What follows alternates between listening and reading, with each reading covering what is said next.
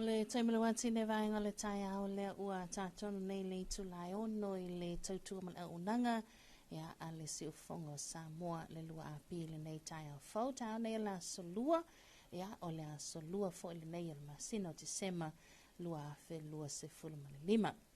Tutala malanganga wha aloalo I wha ilo toi tutala lo ia o tātou wha salonga le nei tai au ia e ala lea tātou a fola I lungo pengo te wha ilangi Facebook page, YouTube channel, ia a mai se o tātou a unanga I amo ni mawhas fulu mo tātou Sina Radio app I le nei tai au ia e whawhela I atua I le sofa man maloia sukariso I le pa ia man mamalu o le au whafonga I so staffa fia. A le amataina tātou whasalanga nei tai au ia e au ena tātou mua me ma tātou sa se o tātou momoli se la e o le tu e le nei tai au ia a o se vi inga le langi tātou te patipatia, ia, lona lofa, ma lona anga le nei mo I tātou. Tātou sounding a lotu, I le nei tai au, ia, lea ua. Tāpena ma iai, ia, le Ekalesia Katoliko ma tanga luenga Sangato Mikaele, a le kangelo, I le au fia anga o le au waa I le nei tai au. Zamailo whaafonga, I le tātou sounding a lotu.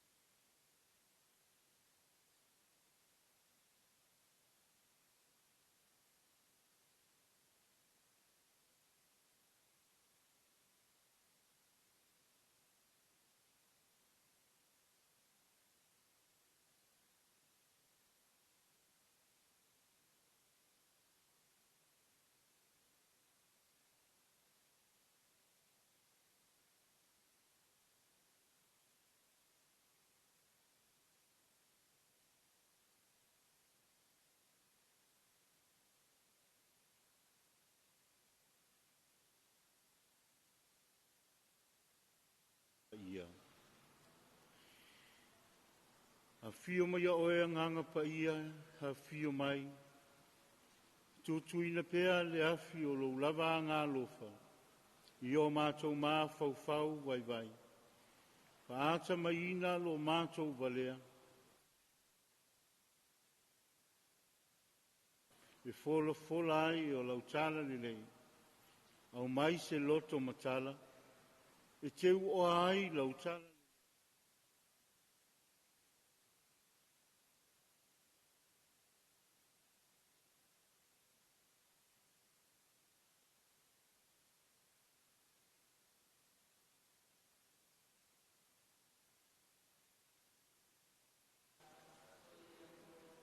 O le fola folanga le vangia pa ia mātaio.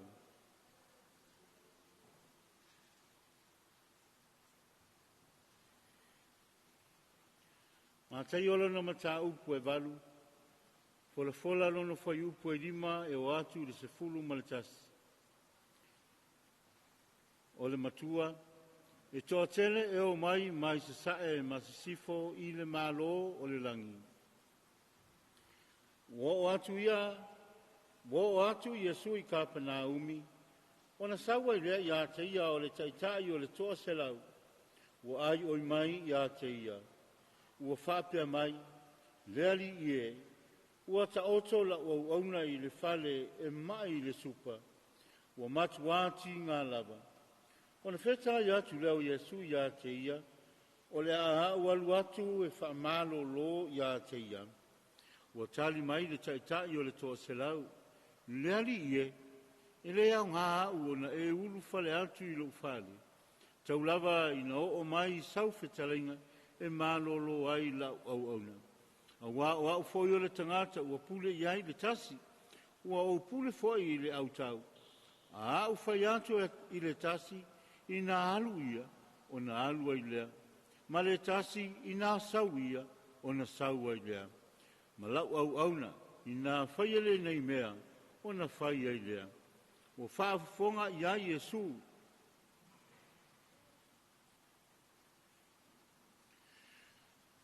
O na ofo ai lea, ua whaape atu foi i e ua mori mai. E moni, o te whai atu ia te outou, o te le i loa ia isa ra elu lava, se whaatu atua e whaape nā o na tele. O te whai atu foi ia te outou, e tō tele e o mai se sa e masisifo, e tā oto e ai whaatasi ma apra amo, ma Isaako, ma Iakopo, i le mā lo o le langi. O le tala le lei hale ali i.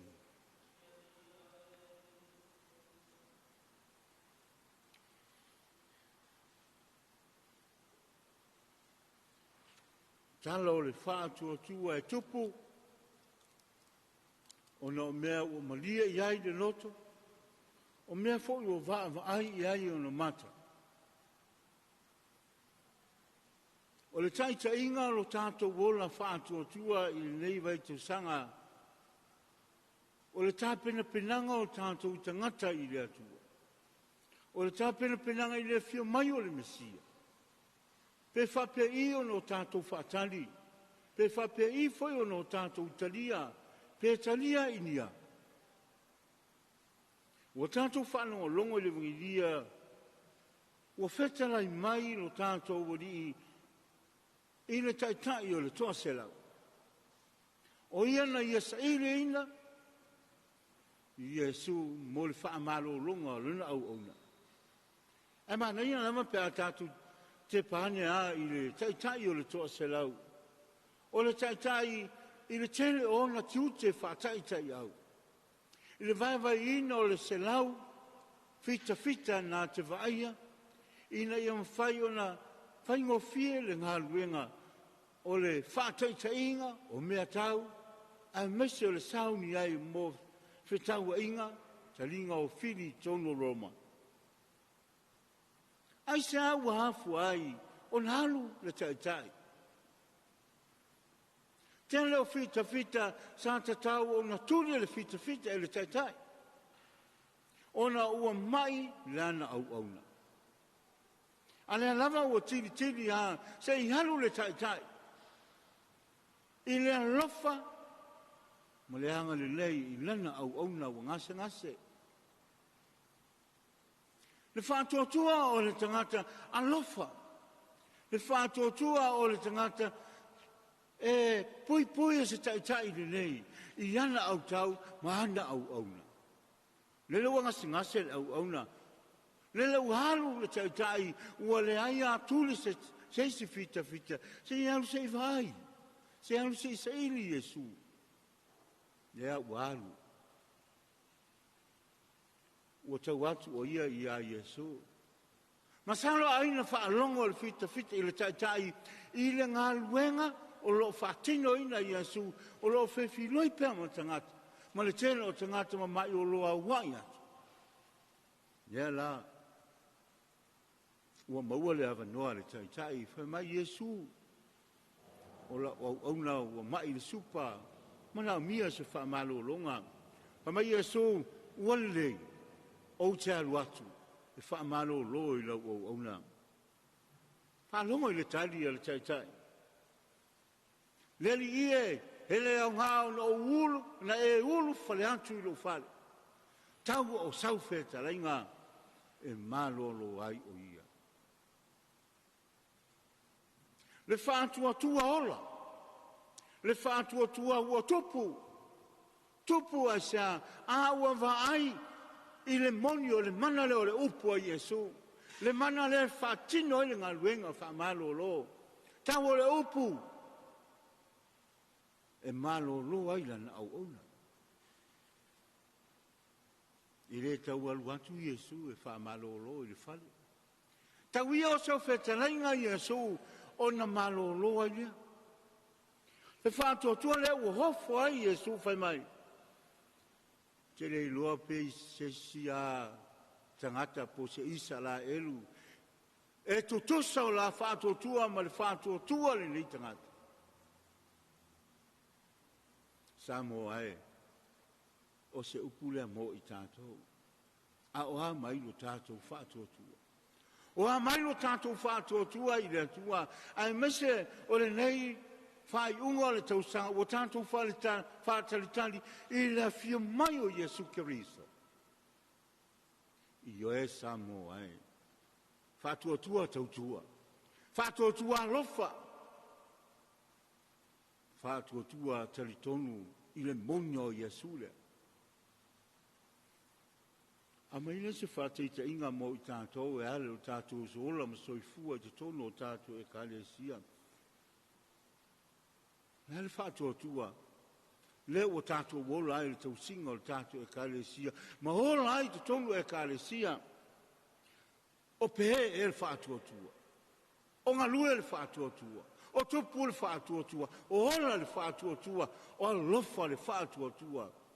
E whātino i o tātou whaiva mo tātou ngā luenga. Tai o tātou malo. O ane whātua. O whātino ai le malo Samoa. O wāse lu manai manuia o Samoa. I oe tai ie. Tai ma le alofa. Tai ia tupu pea le ngā lofa lo tātou wadi. Ma tali tonu i le mana o lana upu e whetalai mai. Ina i hola Samoa i se lumanai manuia. A o se ola whaale nganga i tupu pea. Pea ua tautele ea tātou i le whātua i mea ua maua. Pea ua tautele lo tātou whātua i le oa. Ua tautele lo tātou whātua i mea ua nātia i le loto. Wā fuai o le vesi. Wā fuai o le tutupu whala me lave. Whātua lo whāia. Ele ia se me ngā sei. E fatu mai i le loto le tangata sili o nā lofa le whātua e whātino ai o na whaiva. E ale kālesia, e ale tangata le kālesia, ai sea ua whe mo wai ai. Uma le siloku alu, uma le siloku alu, ai sea. Tasi le Iesu, o le whātuanga le kālesia, tasi le Iesu. O le atua le tamā, le atua le halo, ma le atua le nganga paia, tastol paia, o lo tātou whātua tuanga le, ame ato, iai lo tātou whātua tua, Iesu le wāwhi mai. O se tala manino le amo, o tātou watunu u Samoae, ma le puleanga whaake i pipo. So se whata whaitaulanga i Samoa. Ele ola se whātua tua le whemomo wai. Tātou te whiua sa ile li Iesu le tau te mana na o ye le maua. E te tono le loto le tangata. Le alofa ato toa i le li o Iesu Keriso. Le wana ia taita ino mai i tātou. Ino ia tātou wola ma whasino pe mo i tātou. O ia lava o le whao le tanga. O ia lava na te whaola ina ia i tātou. Whasino mia i tātou. I le ola tātou te o iai. Ia tātou te tālu. Tātou tālusia Samoa, mai lava iona taitai, i nu uma, ia tupu pēr o tātou whātotua, i lo tātou whāmoe i le alii. O la tātou walenga lea i le alii. Tātou tālusia e kālesia, te tonu o so tātou atunu. Ia ave pēre upu al whātotua moni, ma al whātotua alofo lo tātou wali. Ina ia tupu maola Samoa i le anga le lei o le atua. O la tātou o lenga lea i le ali ina. Tātou tālasia whaiva ma ngā luenga o whenga iai mo Samoa. O la tātou o lenga lea i le ali ina. Tātou tālasia tupulanga tala vou. Taitaina lo lātou wola. Wā mea whaa. Ua whaa lenga inai lo lātou wola i nei vai tau. A ia whapio nāng le leila tua, ia ilo lātou soifue whao ngā mō ia, o lā tātou walenga lea i lea li i. Le ia o mātou wala au ia te oe ale o mātou tāu sang mo muri atu. Atasi mo le fautua te talo o mātou tina pa ia o maria. Ina ia talo si o i tātou. Seo ua lofa le sina le tina o le anga lofa. Oe lo mātou wola, lo mātou whamu moe. Seo ua lofa, o lo ala ngātu ia te oe mātou nei whanau tā sewa. O mātou le nei nu o le whanau noa. No le nei no mātou whautu ai, o whasanga mai a te mātou o whonga lofa. A ma vai foi le nei tā senga, e whāni mai e sūd fuam ni olo walo. O e mauri ai le tau pouanga le rei ma le anga lofa, ma le anga malungi. Tātou i vii, na vi inga o le atua.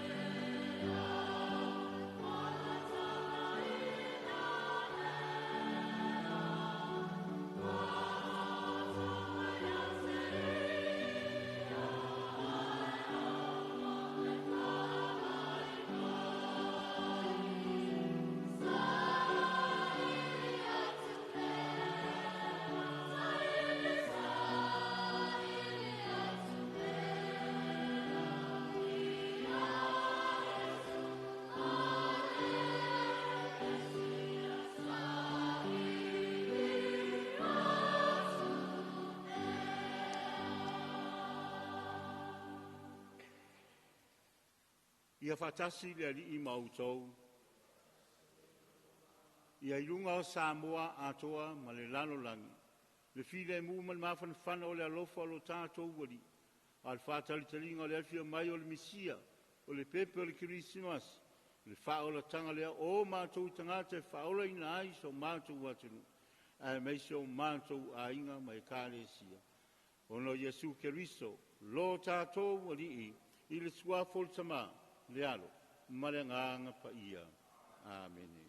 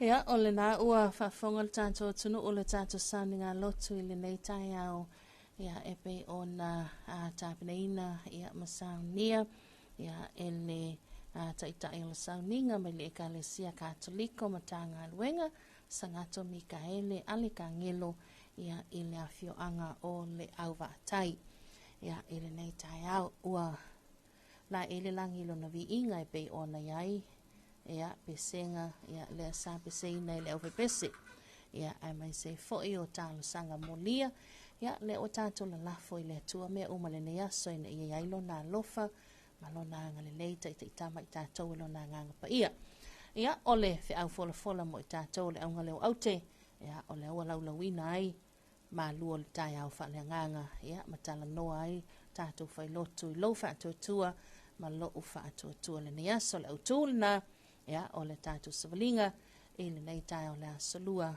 ia o lou faatuatua ia ma loʻu faatuatua ia tumau pea i lo tatou atua mo le legaga faafetaitele le suga o le failotu ia e tusaia le tapenaina o le tatou taulaga ua le tatou vanonofo ia ma lo tatou atua i lenei soifuaga i le tumau se malolo tatou taimi 2 minuta leo te nelei tulae ono ia tuina atu tatou pesega faaleagaga viiga o le atua lenei taimi ia e faamae atu le tatou saniga lotu afa le ono tatou liu mai amatalia po le kalama masani talofa lava Samoa.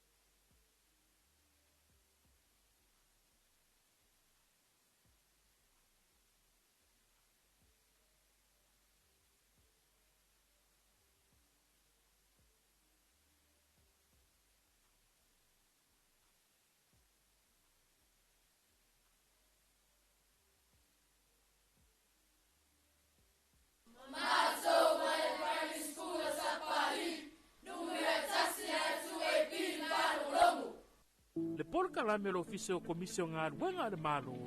Tā lofa ma le laufu fonga fia. O le sini au tu o le whaale leo o nanga ina ia vave ma ato tōna le whaatinonga. Ma ia whaia ma le laufu fonga fia. Ia whaataua ina le whaale leo o nanga lau tele. Ma ia wha malo sianga tau sile tangata whainga ruenga uma le malo. Ai meise teime tau tuai mo le malu o le atunu. Ia mata ata ma wha alo. Ia whaataua ina foi fina ngalo whaalia. Ale ma malu o le atunu. E ala i pepa fesili ma le ngaru e whaatasi ai. Ma le malu lau tele. O le nau ta inga. Ina ia tuina atu se au nanga ma le laufu fonga fia. Ma le wha maoni. E wha mangia ina ai so se tasi o le malu o le atunu.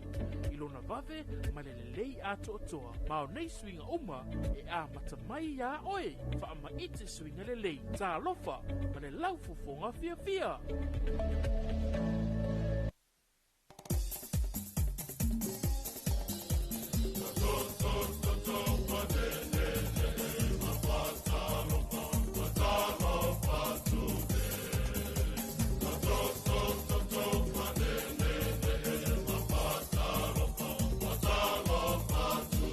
O le tamulu atine vahenga o le taia o lea ua a whatanu nei malei tu lai ono i le tautumala unanga ne il si ufongo Samoa le tu e pile nei taia o fau ma le nei taia manuia. Ia o le asolua le nei o le asolo na lua fo i le masina o te sema ia i le tatu savalinga le tu sanga lua whelua surma lima.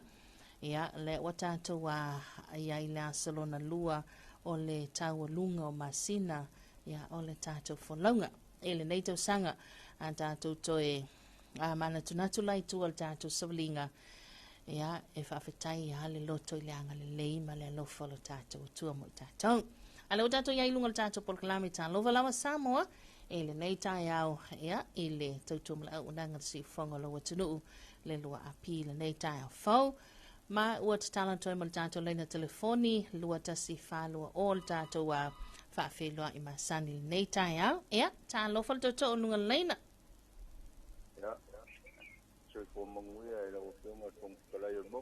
Malo sai fo manuia e lau. Tō whamo malo? Ia, ia le ni kai au. Ka ko wa fai foi.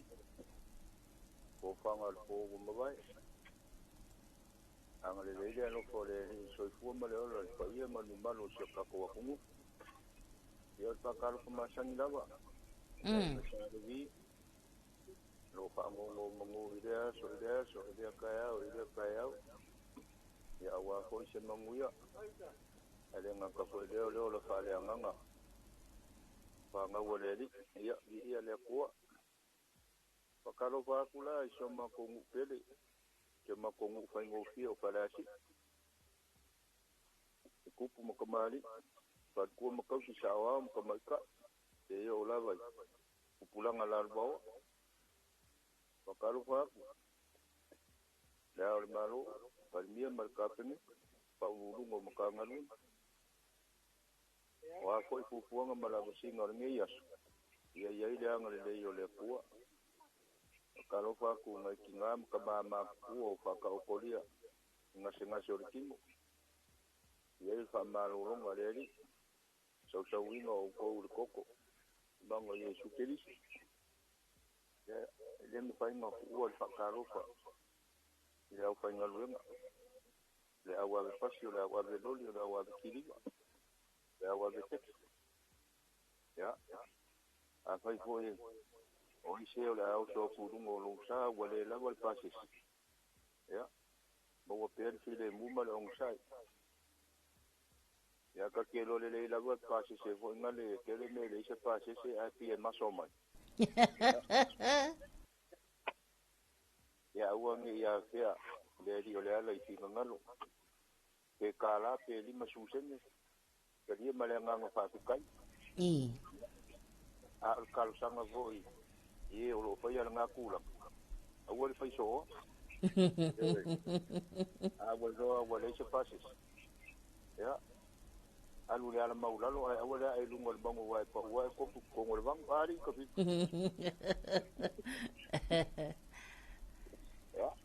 ya ko se kanyo la fa ke nga ko ba akule e ofisa mali wa ko ngai mo ku nga akola fa so ai pule mo ko koe Ia o mo ko abela vai ka ko lo ko ki mal makaka. Ioi. Ia mai le uma. Ya. Pakalo fa ku ya ngum mo ngum lai ti. Ya ele nga kai leo. Scoring o falma ia sa o ngor suafa ka fili. Po mai lo. Ole to fa ya mai. O nga mai ia le se fa. Ia le se fa umi. Ya. Alo fa ku mai. Ai foi wa e ka ko dungo lo ngala au malu. Ya. Ang le ko la wo fiona ko kala ni yas. Tai. Long puiri. O me wa kuku o me le kuku o me wa umanga kuku mo me wa amaka kuku. Ya.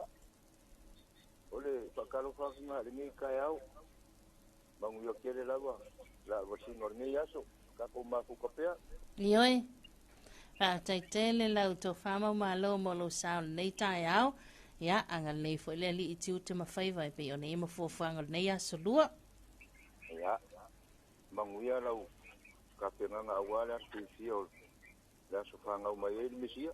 Ya fa tai fa pena fo yo le nganga le na tato lia se ke risimasi fia mas tau sanga fo man via a mo malo.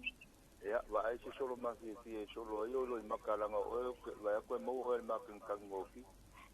Ya, o ai se ale langona. Oi, o le langona na ke risimas. O ai se ale langona le anga le leo le li le o tato o mai le nei mamau. Ya. Langa ye ya kan ni ko ngale ka ke do ar kan ni le kan ni o ki le alo fa mal kan ni o ki el fali. Oi ranga fali. Ia no inga oi. Ya wole le. Ya, okay, mau malo fa tai tele vala mai manuia tele nei tai au. Ya, so foi. Ya, so foi ya. Lua ta se falo o tato le na telefone mo talatu, ya tato wa talo falava Samoa le nei tai au. Ya, o le winga na lo fa mtalanga. O ai se ele la ngona le anga le lei o le tua. Ya le o tato wo o mai lava i le masina muli. Ya e ui ele i mai a. Ya a o tato moli mawina. Ya o ka se anga le leo le tua mo i tato. Ya e pe ona iai. Tato fa wheloa e mal tato fa talo fa nei tai au. Ya fa talo fa toi foi. Ya e le mamalu malpa ia nei tato pa anga i Amerika Samoa nei tai au la songa fua ya to tau. Ya ma lord so i fumanuia. Ya a mai se foi o. Tato pa anga i toke lau talawani toke lau ma lor soi fo maua ma lole langi mama ya vi ia le tua nei tai au mai se la tau o loo ma ua tato fa asalanga lunga tato Sino Radio app ya mai se fo tato Facebook page ma tato YouTube channel ya ma lo lava soi fo manuia e le nei vaenga le tai au ya fai fo ina la fo mai lau fa talo fai lunga tato Facebook ma tato YouTube ya fa pena ona tolo la watu tanto por clame ya ile ne vai ngal tai ele manatu ya tanto se mas tanto fa avi fianga ya vai foil tanto por clame tala lava Samoa ile ne tai au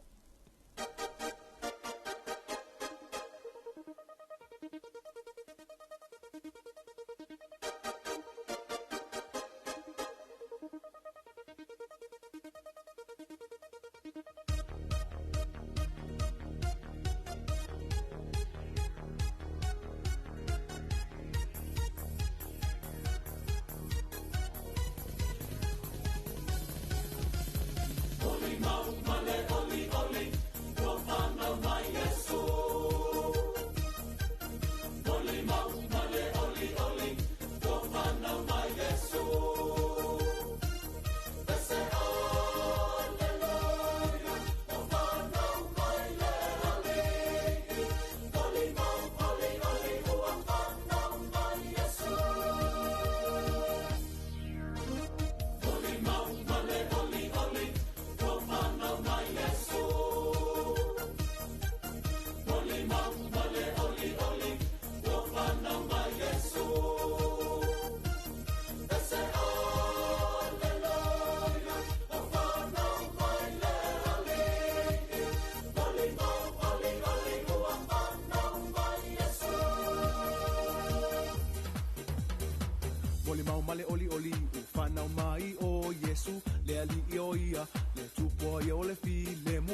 o le vi inga, le fa apetai ma le fa amanu, ilo tātou atua, ma lona alofa ia I tātou, ua foa ina mai o lona alopele, e tongi ola ina ai I tātou, hey, hey, hey. Oli mau male, oli, oli, o whanau mai Yesu. Oli mau male, oli, oli, o whanau mai Yesu.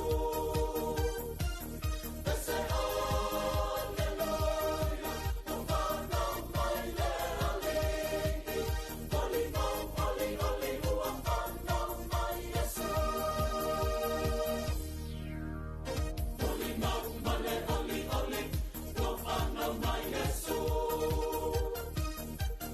Oli mau male, oli, oli, o whanau mai Yesu. Ese aleluia, o whanau mai le alii. Oli mau, oli, oli, o whanau mai Yesu. Oli mau male, oli, oli, o whanau mai o Yesu. I le whale o manu, o toto ai lo tātou tupu. O pese pesenga, o pese ai o angelu. O leo leo manu, o e I foia Yesu. O le au makoi o lo o alo alo mai. E whiawa ai mai foia Yesu. Hey, hey, hey. Oli mau male, oli, oli, o whanau mai Yesu.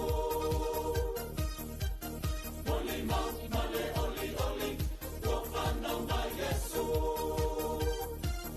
Ese aleluia, o whanau mai le alii. Oli mau, oli, oli, o whanau mai Yesu. Oli mau, oli, oli, o whanau mai Yesu.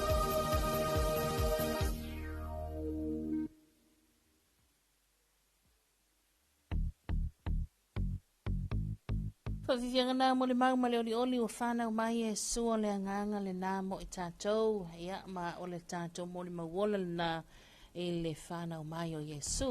Hai tātou se mai le o toi kuata le fitu nei tai au. Toi tau nu ufo I matau li maina. Ia le tātou reporti lanta mai le tala le tau. Ia mo sa mo matoki lau. O whamatalanga winga lolo wa le taunu mera se fulu mo lau whanua Samoa le na whamawina le tā lima le vaveo neile a soa solua a solua o te sema lua o lua lima.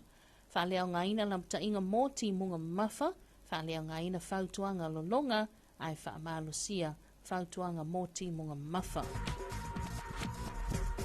I whamaumaunga la tamai ata satelite lo atangia ai na I suinga ma lie e a fua mai I luinga lolo wā le tau wa ngai mamawa tunei I se sae mai la tunu. O le asa wha I TTI fo I timunga li tele no fuanga ma ua la I TTI fo I le avanoa e tutupu ai lo longa wha fo sei I vai tafi wha piano fuanga e a fiango fia petai e ono wha tupula ia na iau wha ni utu I nisi o vaenga le tunu I le aso ma e ono au mai ai na I timu e ta uruwa vā soluai ma e whio lolo wha solo ina mo mafa wha pena I wila mo whain stili ono iai. O lea ua wha lea ngai na ai lau ta inga, ai wha maalo sia le whautuanga, mo ti munga ma mafa, mo lau whanua umo Samoa, wha pea le wha lea ngai nai, o le whautuanga mo lolonga. Hau whianga ono alia e mai ai e ti munga ma e ma mafa ni so taimi, e puawa ma se se a wale no whanga maua lunga, ma e lolo vai no whanga I tawhata whaala, e whaatau savili I ti munga. Ea, o le valo ia le ofisa le vai tau tā lima le whiawhiana nei, o le a mauai, whaamatalanga winga lolo wā, o le tau numero sultasi, mo lau whanua la tātou tunuu. Here's our public civil and information number 10 for our Samoa, issued by the Samoa Division at 5 o'clock on this Tuesday early morning. Today, the 2nd of December 2025. Heavy rain warning is now cancelled and flood advisory is now cancelled, but heavy rain advisory is still valid. Incredibly, changing in the weather conditions as predicted by latest satellite due to convections moved to the east and away from Krupp.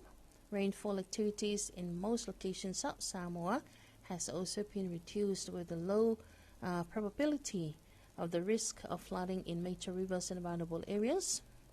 Meanwhile, expect the development of few convective clouds in some areas today.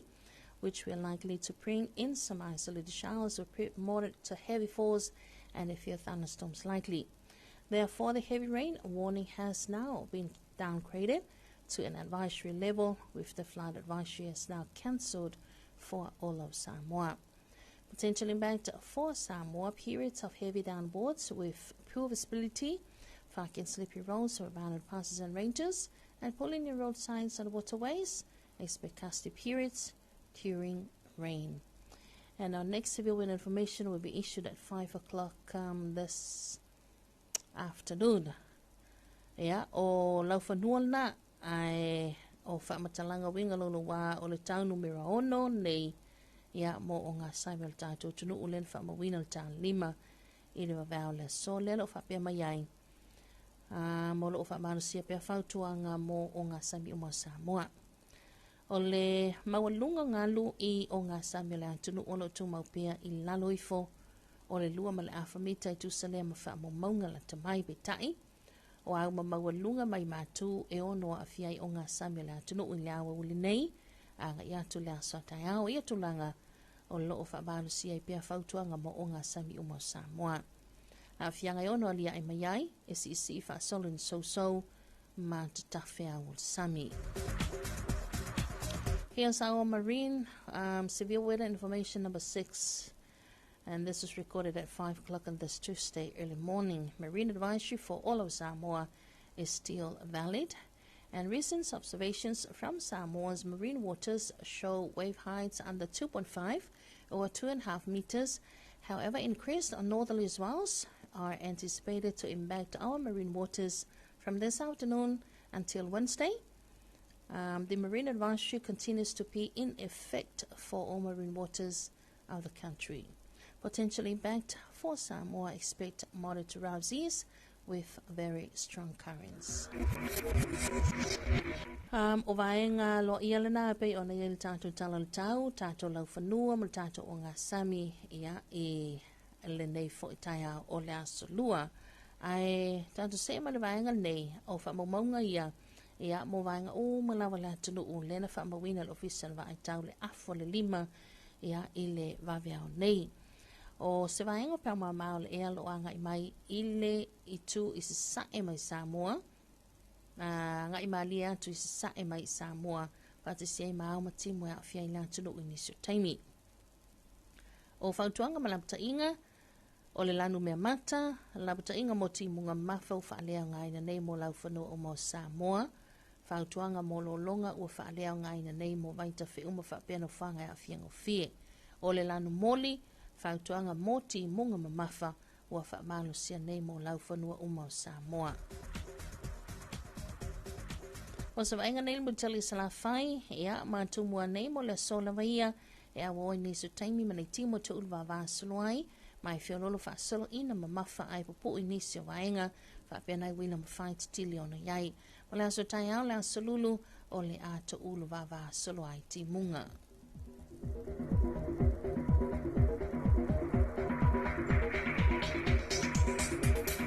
O le ripoti la tamai mo tātou o ngā sami mga tai whale o le atunu o le whamawina le afa lima i le waweo nei si o le waluanga le poana nei. O se vaenga paua mao le ea lo anga i malia mai i sae mai i Samoa, mai au mai au o savili o to e lau savili mai i mātū e a fiai o ngā sami o le atunu o. Whautuanga malamta inga, ea whautuanga mo o ngā sami o le whamalu sepia mo o ngā sami o mau Samoa. O se vaenga nenga te whale mo o ngā sami i mātū, mo le aso ma le aso tai au, o le aangi le la i to e lau savili mai mātū i se sifo, i le se fulu su 5 kilomita le tula o ngalu mauma i tasi ma le afa mita i le 2 mita le mawalunga. O se vaenga mo ngā te whale mo o ngā sami i saute mo le aso la maria, ma le aso tai au, ia o le aangi le la i to e lau savili mai mātū i se sifo, e 5 i le se fulu kilomita le tula o ngalu mauma i tasi ma le afa mita i le 2 mita le mawalunga.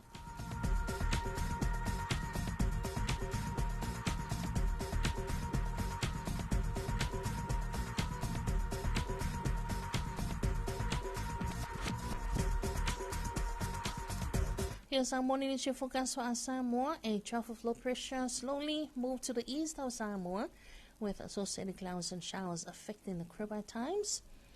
Advisories and warnings. Heavy rain warnings is now cancelled for all land areas of Samoa. Flood advisory is now cancelled for all major rivers and vulnerable areas of Samoa. But heavy rain advisory is now in force for all land areas of Samoa.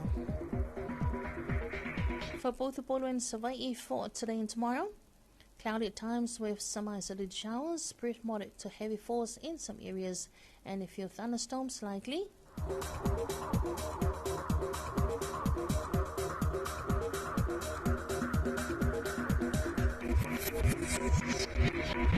And here's our morning marine for us, Samoa.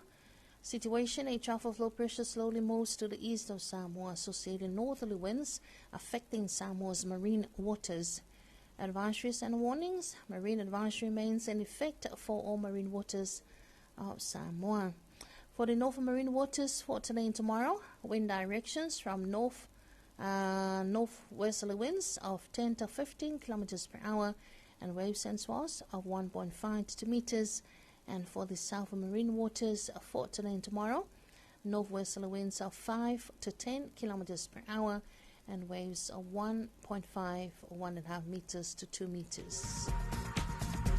O le au te lenga uma le nama le atoanga le nao le tātou reported tala le tāmu le tātou tunu Samoa ia e le nei tai au se ia o atu i le vailuanga le poana nei.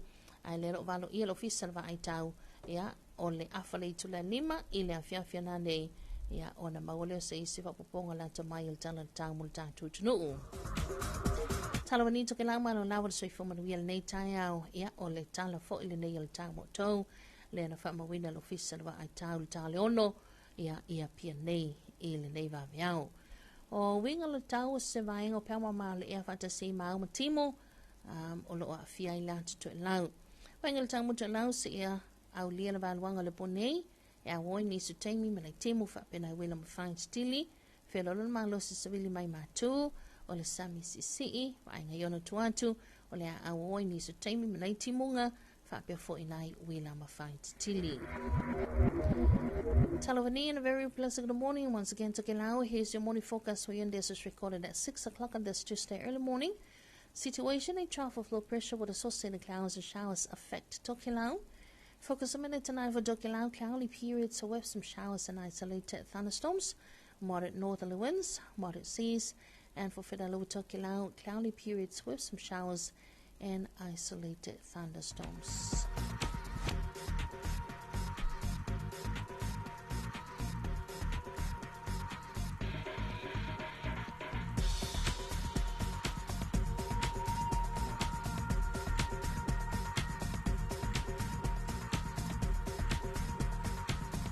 Ia, o le nā ua whaafonga le tātou tunu o le tātou reporti le nā le tala tau ia tau mawhai lava i tu i nātou umawaenga umaina i manino tātou lau whanua, le tātou o ngā sami ma ngā te whale ia le ngātou le tātou tunu o Samoa ia a mai se whaafonga mai e toke lau e le nei waenga o le tai au mo le lengang whaafati tele i le bulenga ma le uwhainga luenga o fisa le vai tau le Peninsula mo le nei ia le wata oto ia le tā o tonga le tātou tala le tau whai whaatitawanga iai fōwhanga alo tātou o tunuu ia ele nei fo ia salua. Sa mali tātou taimi leo o tue whama le awha minuta le tuan tale le tu le fitu mai el tātou whawhiwhianga ia mai leo ve besa le eva manongi mai funga la au le nei tai au. Ia o tātou se elero lua i whasalawina o tātou telefone.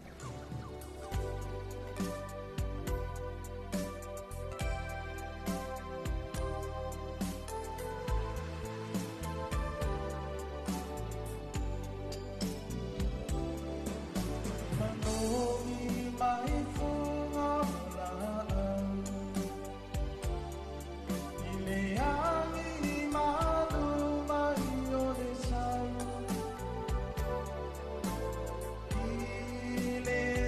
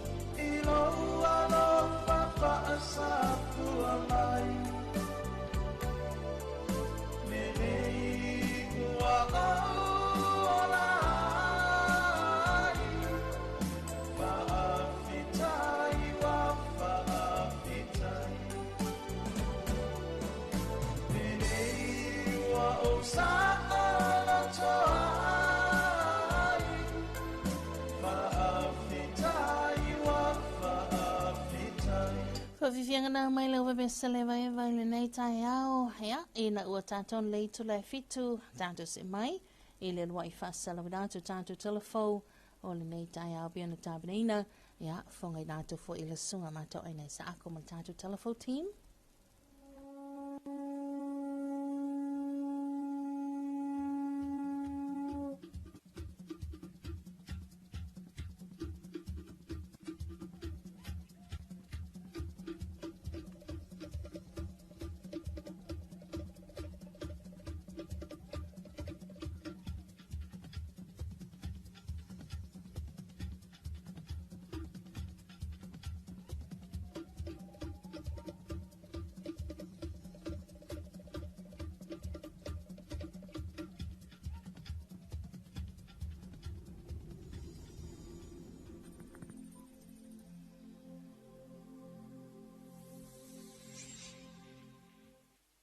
Talofa le tātou atunuu, ai ala mai au whapoponga whole nei o tātou I tala fau mai whanua.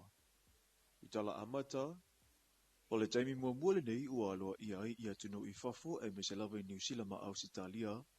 Tau si pasima whailonga e maua mai I le pulakala meta o apeni tisi, tālua na whaawai mai I Samoa nei awa onga le tau sanga ia whiwa se lau fitu se fulumale lua, o I lātou uma na whaau I le sou, o le vasenga whaau umua le nei ua na o le ono matata ese na o lātou a o ina I mata upo. Ua suia mai ai I le fitu matata, ma o le suinga na whaato a whaia I le tausanga lua whelua se fulumale lua. O se fiafianga ai o se matati a fo I moe ua whaau uina. A wai le ngata wa si tia I to mai mana mia mo ngā duenga lo tautua I nei le maa loma whaala putuputunga tu maoti. Ai whaingofia I fo I o lātou awala, I le sa ilinga o ngā duenga I whafo atua Samoa. Morsenga fai o neta sanga lua fero lima ya malo to malo de tau ia le ri o tau lau tu fa mon boy e moni lava oportusi awe lulu mo mata se le malangang fia malangang fia fa man via tele le tua tute mangaluenga lo to ngalu ai o wale tena inga tama inga Samoa yo na o telenga a vea foi ndei pata singa eu man via tanga fai fa nau ya bole toi fa man vianga Christmas ma tau sang fo e to po ia o to manu talo lava le dia tau Fai bawas Krismasi, so file mu. Basta sang fo fia. O le polo kalame le nei o le o tai buai le mtanga ruenga o pisinisi a la manui malipa. O le pulenga o tusi pasi ma whae lunga tawa lua Samoa. I le whainga pa anga Male Universite awa o Samoa. E au fia ai le inisinia o afita avale. Whae le tise po le whai moli. Palama po le whai paipa. Ka muta ma le whai mea awhale. So o a mea po le welo. Whai pusa aisa ma le whai ea malulu. Whaapea le radio electronics. I lalo le nei whainga fōu. E a o tauina le tūlanga tolu ma le tūlanga wha. I te tonu o le tolu tausanga. I ona vaenga tāua e lua. Le awa onga i lunga o ngā luenga. Ma le awa onga i te tonu o potua onga. I le mai a aila o le tolu tausanga talu o na amatalia le whainga fōu le nei. E fia e whailo atu o le aso, o le wha unga mua, o le nei pola kalame talu o na wha vai o na whainga fōu. O le tolu tausanga e leo si taimi pupu. E tele lu i tauna toe a wha ma mulu ai nisi o le whasenga wha au. Ai o le sunga ma le whinau. Wa au mai ai le sāwaninga i le wha ai unga le tausini o ngā. A wae le o wha awhita auli le waenga taulai. Ai o le wha amuli o atu. Po o le maua leo wha ilunga tau loa. E mamori atu ai le mātou whaftai tele marita ele o mātou wanganga. O lo rā o tō ngā ruenga e le whaingo fie. Whaftai lau sosoana o tō sosani. Whai e o nautu pupuina sulo o senga ula. I le poto maresila fia. Wa maua talura o tō wha ma ngā whangafa. Male alolofa i alo ma whanau o Samoa. Ina ia manuia i le tausingo a inga nuu male atunu. Ai maise ngā ruenga le atua. Mai a whātup te leina tamau a inga o Samoa. A waro na tofi i atu mau. Tai o le malo. E whaingo fie le alala ai whaingata le tai afi. E uina fia ngai lo tatu atunu man male alo tamau a inga o le lalangi. Ai whawhetai saidi malo. Whai ai o na whaua wina o matu tau mawhai tono nei whale a onga mana neia.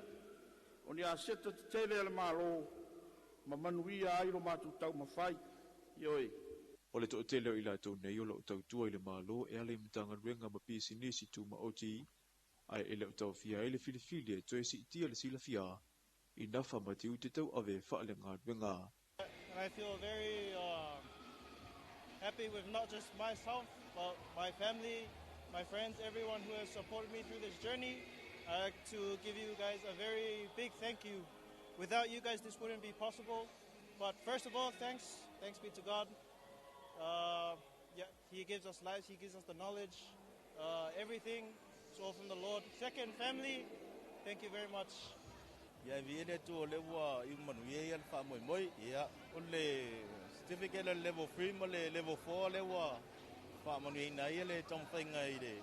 Yes. Ya mai ben le tem mo le toia le ngang fa tele lava ya mata mai lava e xiao fai fiau ma fa tu mes foi tapu inga mes foi e mo lunga fa xiao e kalesia ya mes foi na ya u ai nga u malava ya mo le toia le ngang fa tai ia ai CDA nei ia umatua ia ua Emmanuel ndi fa mo fa tai mo le la lo talo na au ai o la tu a inga e moli mau i le asofia fia o le sele selenga. Ua fa afo wina potua o ngai tolu a toa i male mau te tapu vai tose i pulu kalamele o ngai tūlanga lua a ua fato fa pe male ofisa fa ia unga a lea lava lau mua i le atufanga loa. Le tolu se fulua feta la le se le nina wha amatu ua tu ele ofiso se amani ulingi tone mo le nei ngā ruenga. Ina ia mautinua o lo maua fo e whanau o loa o onga i a fio anga i tua, le se umanga i tala whianga i le leima i la taua o sa ili ai i le poto sa lau. E se pepa whamatalanga ua tā uai i le kone sula se amani i Samoa, le fionga i a afua Stefan Sikeri, sa ia whaailu ai le tā ua telo le nei whainga pa anga male a fio anga o wafato, ua tino sitasio manu lauti alona malo. O le fsosoani malo si lea i le malo tuto atasio Samoa. E si itia se umanga wha le awa onga. O le ngā ruenga na wha pa ia ina le vai aso tanuai, ma na awai e sui o le tu malo e moli mawina. a tuai ma whanau e o atu le whase fulu o lo o tu vai ai, lea o le a o ngā te lei potua o ngā ua whaale le ia. Na mamoli le whaafetai a le sui o le tuma lo whangaloa, le fionga ia fui mono vai tolo fui e i le tua atu o le tau au le malo sia mani, e fsoso ni ai i le whaatupeina o le nei ngā nuenga tele, o le o oti no le lipine, sa fiangai le ma le whailau tusi o le official ambassador sia mani i Wellingtone, ia Patrick Sasan, whaatasi ai ma le susunga, i le whaafiangai ngau le afio anga o whato. Ua maua mai le fsosonia le tau manga mo e popuanga tia mai le malo New Zealand, e fsosonia i e fo ia le whaafita auli o le motusia o le eletise. O le au mautino nei, o loo ngā lunue mo le lua vai a susu i e to lua mai se tasio whaala po te putunga i New Zealand, e whaia se urua isu enga ma wha maunga, mo vaenga mo mia le tau manga mo e popuanga tia, mo le whaia o mōli e meise o isi mea tō tino e ola i le malo si anga mai le la. Ina ia awana i whaalangalangota si i le eletise, o le toeta liwai o sui nei New Zealand o le asau ni i role ngā ruenga mo le nofuanga o wha muenga po le Campus of Hope i tuana i mato. Ina ia awana i eise whaafita uli e ona tūla i mai, i apitanga o loo iei i la tau o surufa i atu, ona o le whaawa o peo na tūla i mai, o le lui tau i le tise.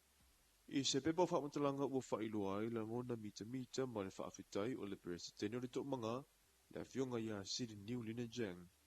I le malo New Zealand ona o le tali mai i se tasi le nei o mana o ngā tūpito, mo le tausia o e ua sawaina.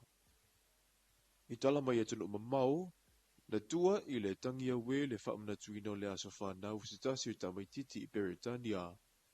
Ina ua whaata ia le a inga mawo a walaulia, i le pāpā o whana, ma malili waile to o whao tangata sa iei le pāti i le ataimi, o le to o tolu o e na whasiotia o whanau, ai ua tau whetuli le isi to o tele e sa ili se vaipanoa e la lafiai, i whaamatalanga a le ofisa whaasana laua Peritania le BBC, na whaailoa e se la nguna o le ofisa o leo, e whaapea e wholinga mai o le whaalavelave le nei mo levo na fuafuaina, ma o ila tau fua i whanau soifua, mo levo na matamata ita i ai ila tau na whaia le soli ngā tula whono. E o mai le taimine nei ele i mawalawa se whaamatalanga i le na whaatupuina le whaalavelave, ma o loo whanga solo suenga leo. Ai mai le Pasifika ua le toi whaatafa le pale mia o Papua New Guinea le afionga ia James Marape, ma ua whaalele le ea na saunoanga, e whaapea o le a le ngungu sa ka lia le tūlanga o lana whainga malo ma lana ta inga. I le puipuia o aia te tau tangata uli, e au fiai mau na tangata nuu o loo alala i le vaenga i sifo o lona nuu, o lona whaangau le malie. E pe fōringa mai ua le eise whaaloa le te wa aia ma whaalongo ina. I le vana nofoi o tangata e ena o la tau pau, whaatasi ma tangata papae, ai ua pule sa o lo toa i lava ma le wa ai maulalo, i tangata uli ai maise i la tau o lo au mau i le tu sisifo. Wa li patia le le tio whaava malo ni sila whai mai o le ama tua mata i tūne le i lava. Ele malo ma na au nanga, ni anga malafonga e whaia whaasanga i tangata Papua New Guinea o lo au mau i le tu sifo le atunuu. E le ngata no fuanga whaitele, o tonu a inga, ai mese fo ilunga o pengata whailangi, ma o le amolia li tūla fono i la tau e lea mana ia tangata uli, ma la tau a ia te tau. Tātou tala funa mo le nei vaenga lea so manu e tele fuanga o whiangai, ma le loa o Samoa.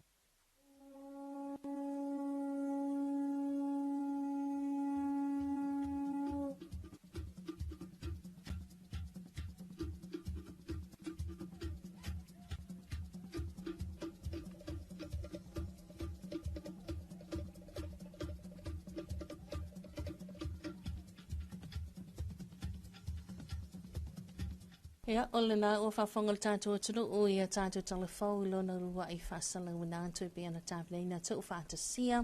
Ia, mana sa whangai nātou le sunga matau aina i sa ako mai le vai ngō tātou telefau. Whawhanga lona tautu nātou, ia, pe a tāli tu la walu i le tai au nei. Ia, tele nisa vai ngana sa tā ua ia tātou telefau ambaise o le whaunga tele. Ia, lea sa whātune i nei la sonafia le vai ngale Aberentisi. Ia pe ona iei matatai ono pe ona ta ua. Ia, congratulations. Ia ila tau ua malawa li i matamaitai. Ia lea sa mwhai ona whaawina. ia malo le taumafai malo le tauivi malo foʻi le finafinau lenei tausaga ia toe faamalolosi o le faagasolo le tailo laugatogi ia aʻoga le tailo le taimi nei ia mai se le vaso mulimuli nei suʻega le sasalasi ia po o le tausaga 12 ia aʻoga uma lava e la nisi o tamaiti la faamaeʻa nei le mataupu nei ia latou suʻega e hoi nisi o le fanau faamaeʻa taeaʻu ua le asotofi ia le aso mulimuli so toe la o nei le asolua taeao le asolulu ma le asotofi toe tonu mataupu ia totoe ia aso tatou suʻega i totoe ia ona maeʻa foʻi lea ae faamālō lava inai fanau le suʻe ia mālō le ona saʻi atalofa atu le suga Tamara Mikaele talofan good morning ia mālō le forever eva atu le polokalame matagofie manuia tu te magaluega nei aso God bless ia alofa atu mo e Tamara faafetaitele lava le mafutamai atalofa atu le suga tapuala faalima tautofi taeao manuia faatalofa atu i paagauma lava faapea lava loa Samoa manuia faiva matiute o lenei aso ia alofa atu le suga tapuala ma le aiga talofa foʻi le tinamatua ia Matile Matiasi ia alo le soifo manuia le loo mafuta ma le latou aiga Amerika Samoa morning Matile manuia tele lenei taeao alofa atu mo o le tinā ma le aiga ia faatalo foʻi le suga ia alii o aiga faaletagoaʻi ma se latou aiga ia le aloo mafuta ma latou inai Alaska ia malo lava le soifo manuia faatalofa atu le suga seʻula me tisi ia mai se olevatu ia se Oriana ia ma le fanau inai California ia good afternoon malo lava le soifo manuia malo foʻi le galulua lenei taeao faatalofa atu le usa Sofia ia ma se latou aiga mai se o le suga le faafeagaiga na ma le faletua ia ma le nofaalo manuia telele tapena atu ma lagatu New Zealand ia mo malologa foʻi pe ona iaiga leile alii fofaga uma ia mala uma le a saualia mai se latou le o le atou e taliu atu ia tunu mau New Zealand Australia Amerika Samoa o Amerika le malo tele ia po fia lava le atunu e agaʻi ai ia aga leile alii le toe taliu atu i faigamalaga ia pe ona iai lenei taeao se ma le tatou taimi lea ua sefulu ma le fitu minutu teʻenei le itu la e fitu ia tatou se mai se tatou faafifiaga nei ia o lenei vaega le taeao ma le ua pesa leʻi filele logo tagitangi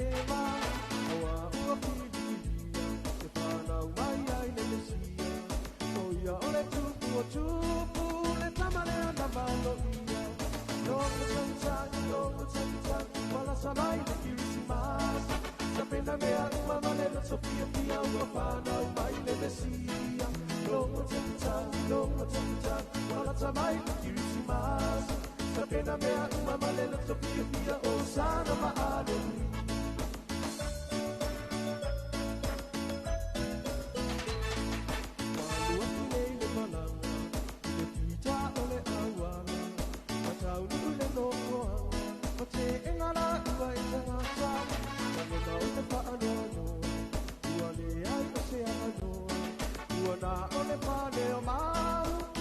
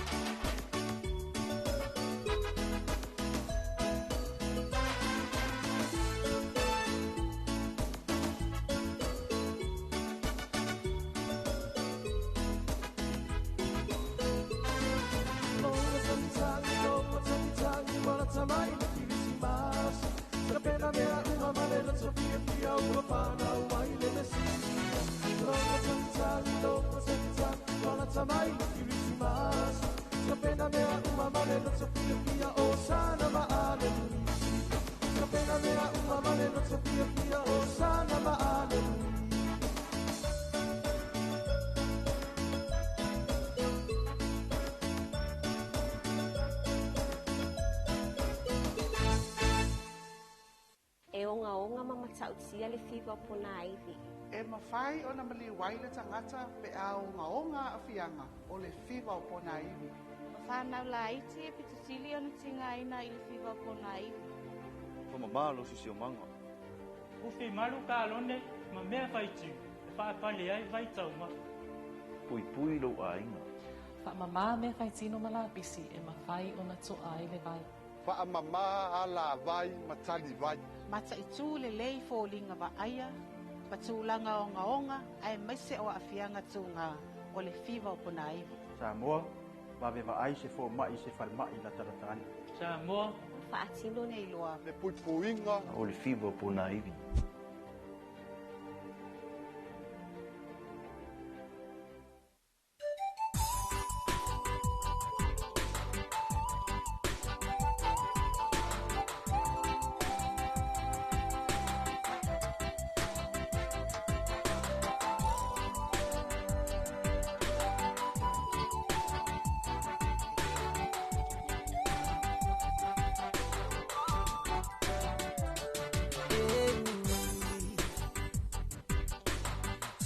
Why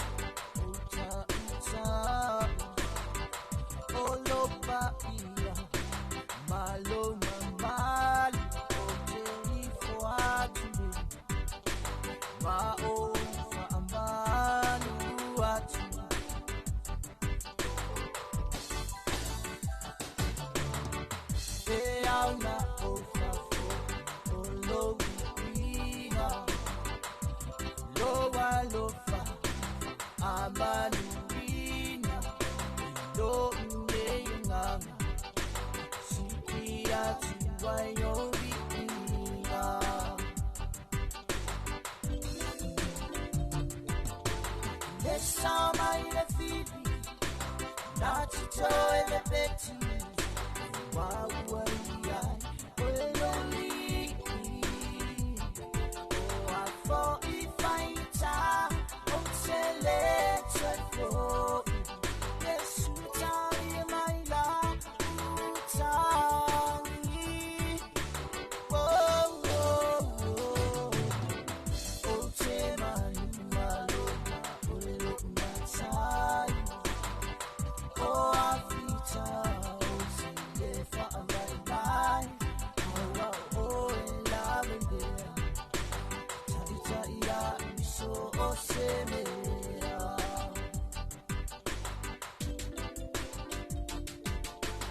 Besama ile fili na chito ile beti wawa iya ololi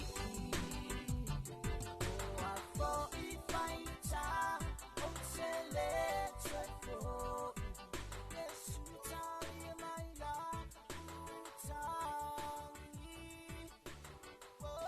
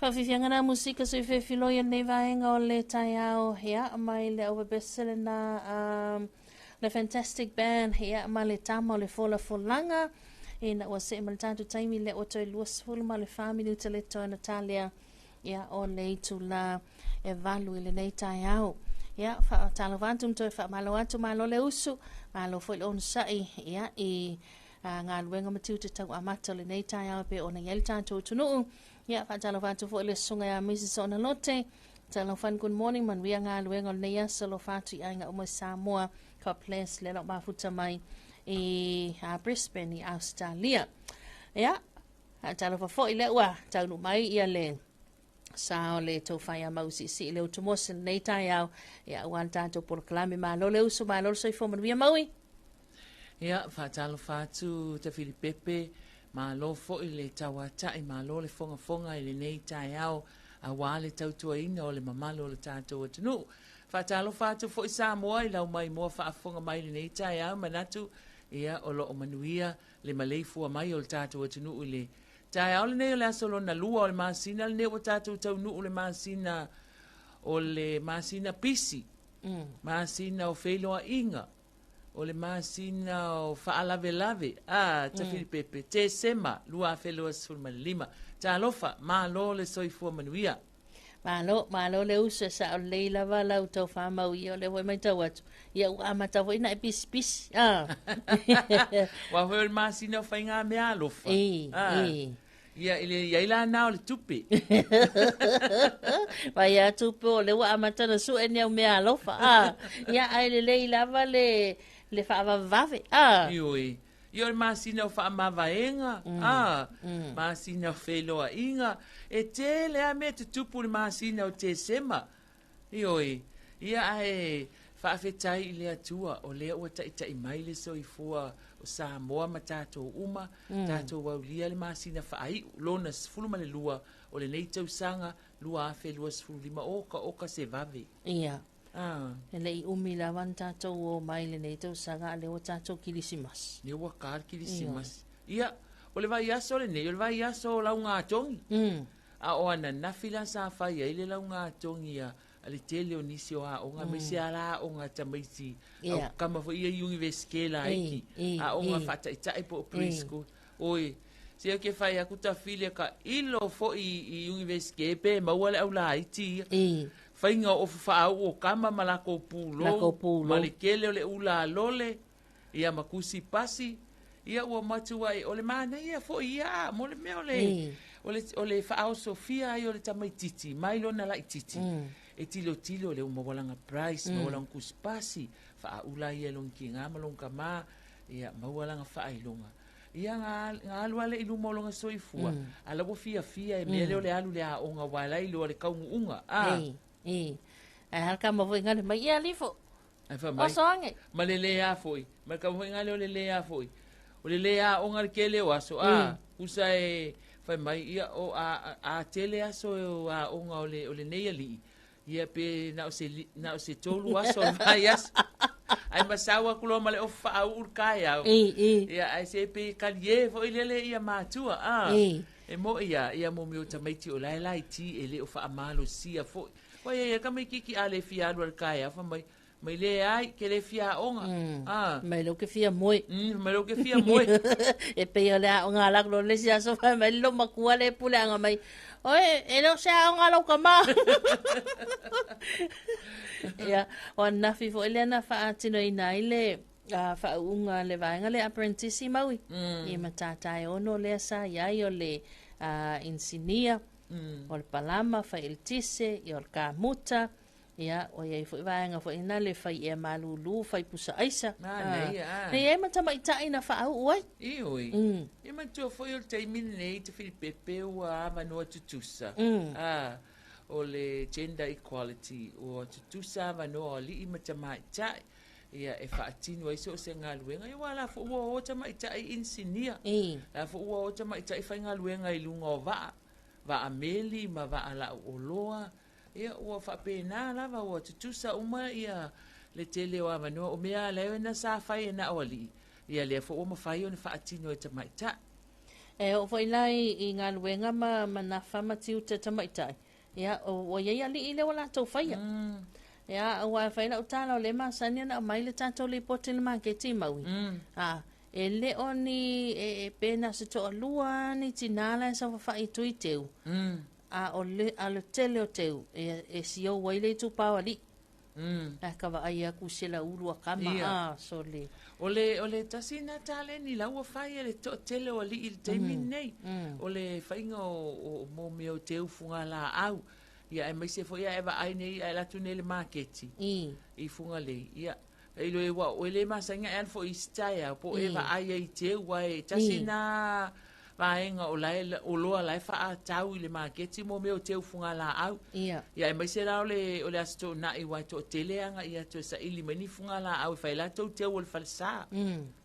Matua I tele la wal teu funga la au wali mau. O le tulanga nai pei ona ia I fo ota ita fo I mao fai. Ia o le tulanga I le tapena ina o teu funga la au. Ia ai maise ai solo ka ke ia lo kara. Sol ole a fai nei. Ole ali le sio mai le tuingo te funga la au le tato market.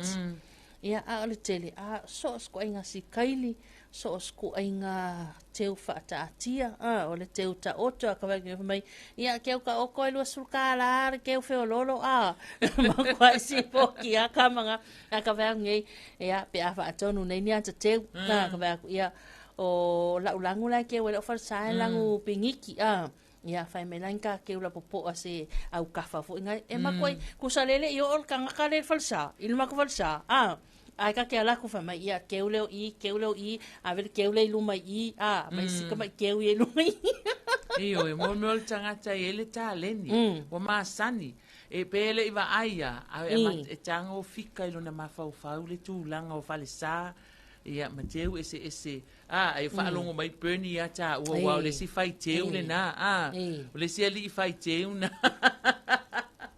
la marosi hai Ernie wa mai you wai ese tale nia yo le tu pale o meu fa fine wai le fai la to tau wanga le vai aso nei o anafi le te tala le vai aso le safa vai le la to tau wanga ia e o initial tele o matata le la to tau na ia ia a mai se lava o vaenga ia wai sui o le si fo I vaenga na ia o teu funga la au teu ina a faila la vaenga ia kewi fai ie so le e ngumi ale ia ka vai kunga wali ulosa mai e se le ata mamai o le telefo I o le tu pao fa fine ia le taleni le ia pe fo ila fola sa itu onse a wale sa manu malo fo ila na ofu fo le traditional wear tauwanga mis a pena fo ile si mis le si le stau sanga le na umatu ia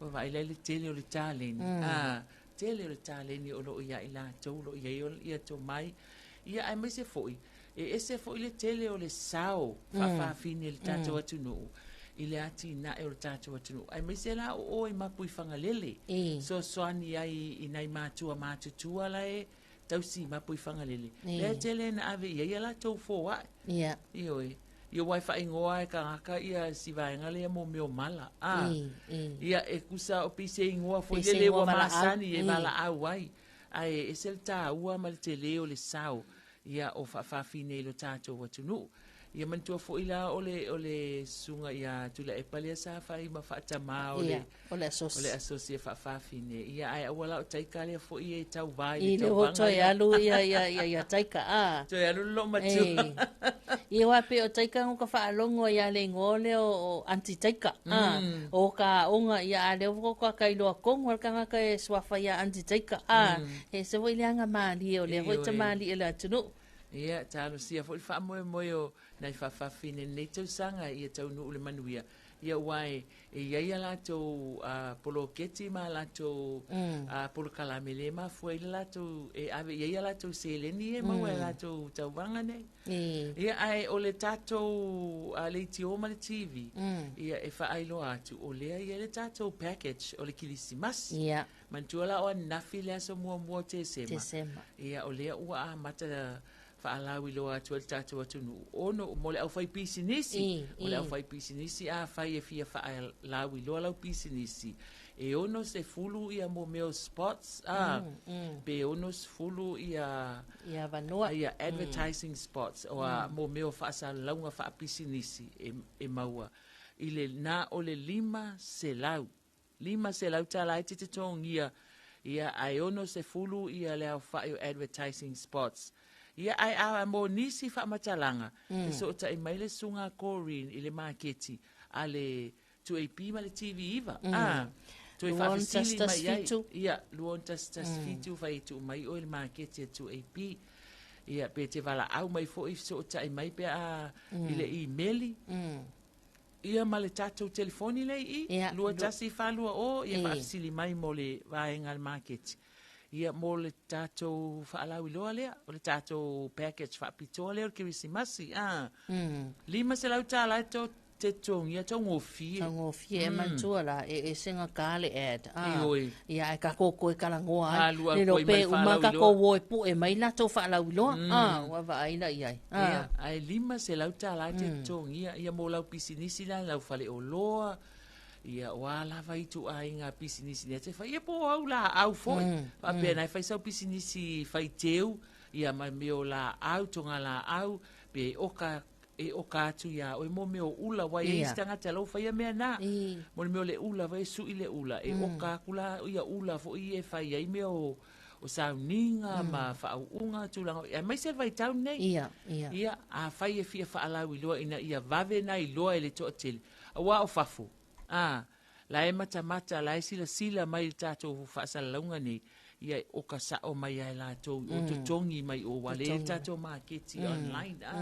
Ma le tele whao pisinisi, ia o ilunga o le marketi online. Ia e whaalau ilo ai mea lea, tātou a marketi atu e pima le ia, lea fo umato online, fo umato ia e alu atu, umai ai, i platforms na o tātou e whaalau ilo atu, e lau pisinisi ma lau company, 5 se lau tāla, ia ai, tele na ia tātou spots. Mana ia tulanga pe o na whailo atu le tofa ia mau il nei tai au. Ai, o le o toi sultasi minuta le ton tāle le walu. Ia, o le a vai foi o le tātou wa sol nei tai au. Tātou se emes tātou whaafifianga. Ia, mai a aero patea sa bol pali taonga. Tau tai mai pia o e lea tua.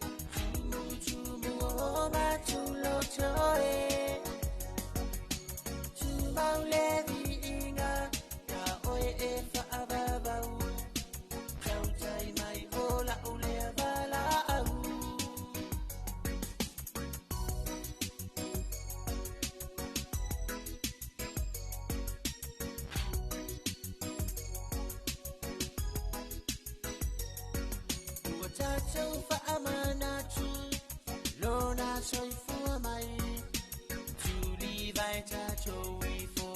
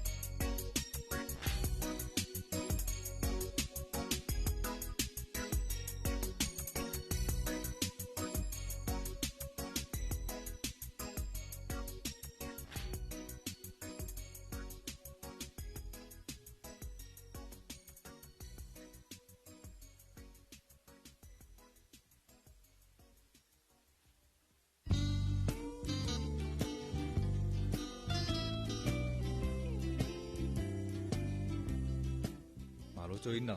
O fea e usu po ye. Ki o te alua tupo le asi la me tapisa mai ngā tai le whare komiti. Ka longol vai ngā lua polo kikian malo. La foi wapo e kumkumu e ngā kai. Mananga te le ala. Avano le leia le si talo sanga ia i mo se masini fo i le vidia i la au. Te lo se whalo lolo mo i masini. Ui papa, ke haru sa o ala i vai tele. Ile whalo loa mo whatoanga. Te mawai masini le lei, masini anga ta o oi e kuai. Te le lava. O te alua tu lai le whare komiti talo sanga ia. No o ti e lo le i vai tele se i mata i e masini. Fio mai lo ia tātou la lai funga lei, mai tele wha peasa le longa mo le motu tele i sa la whai. Pe wala au mai fo i numero telefoni 225 251 wha peasa le longa i le 5-3-1. Pe asia se fo i lunga o penga ta whailangi i le mātou Facebook page. Samoa Agriculture Store Company Limited. Samoa Agriculture Store, helping you grow.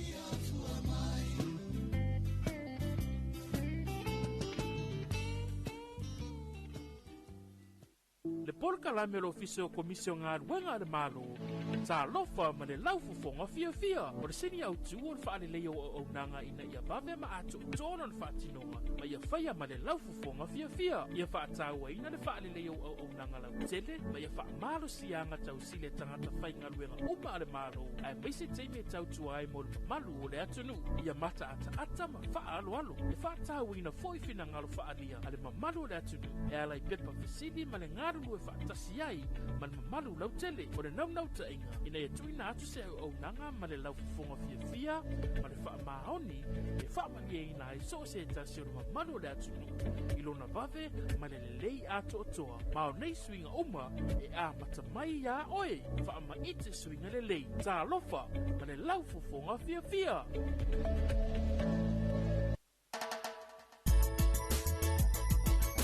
Here we go again. Rastaman Production.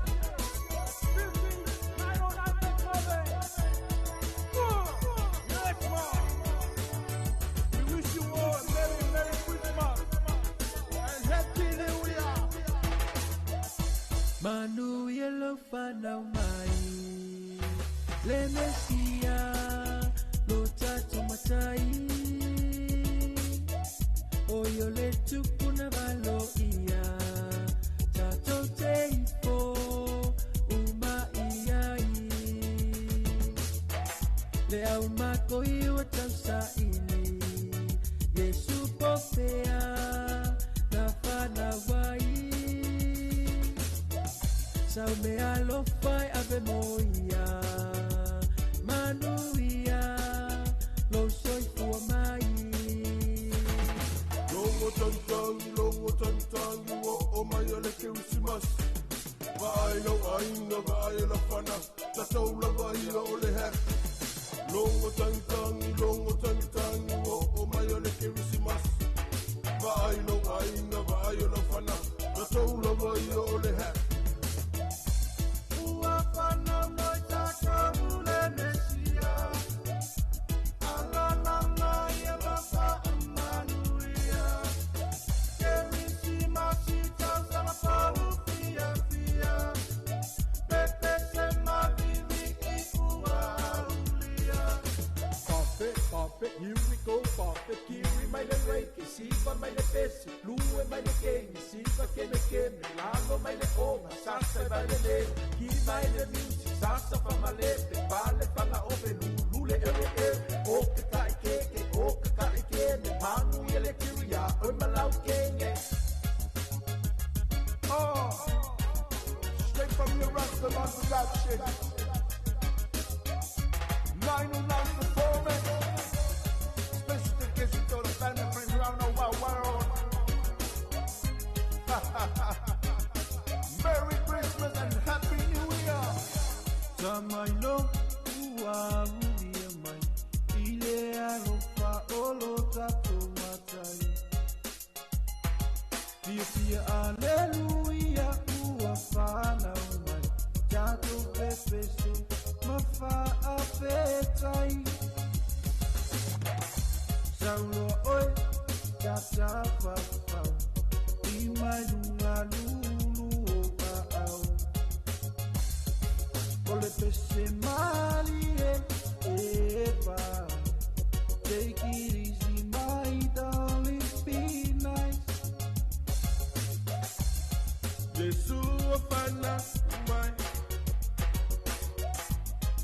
Yeshua fana mai. O mai tato sa pai. O ia o le tu ua fio mai. Yeshua fana mai. Yeshua fana mai.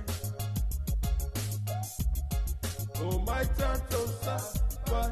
O ia o le tu ua fio mai.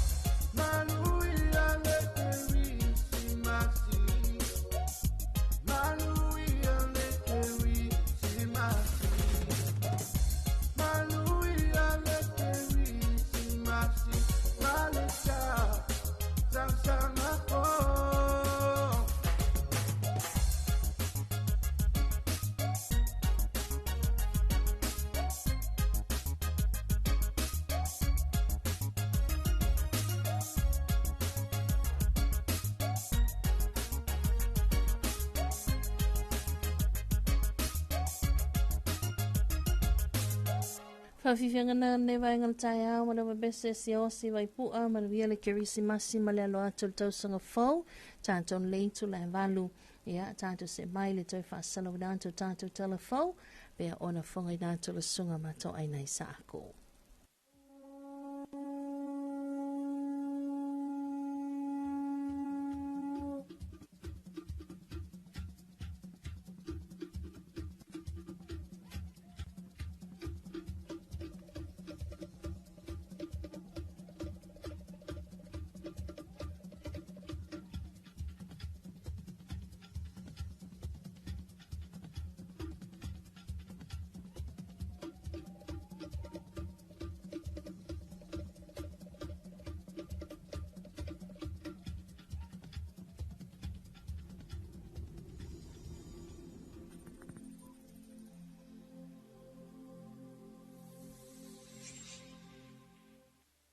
Talofa le tātou atunuu ai ala mai au whapoponga whare nei o tātou tala fau mai whanua.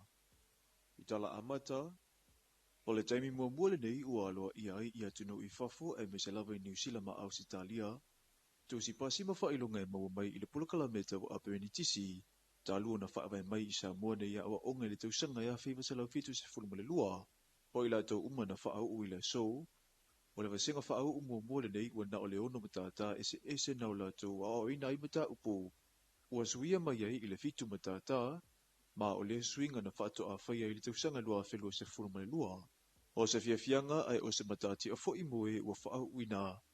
A wai le ngata wa siti ai to mai e mana o mia mo ngā ruenga lo tau tua i nei le maa loma whaala po te putonga tu maoti. Ai whai ngofia i fo i o la tau awala, i le sa ilinga o ngā ruenga i whawha tua sa mua. Mo senga whai o neta sanga, lua whelua rima. Ia maa lo toa, maa lo re tau.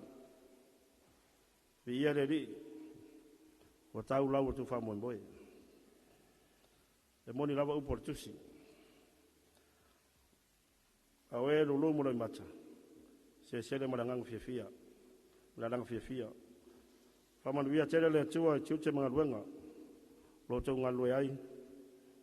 O wale tena ingo tama ingo Samoa. Iona o te renga. A vea fwene nefa ta singa.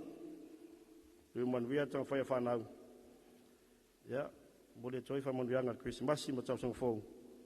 E tau po ia, mole tau manu.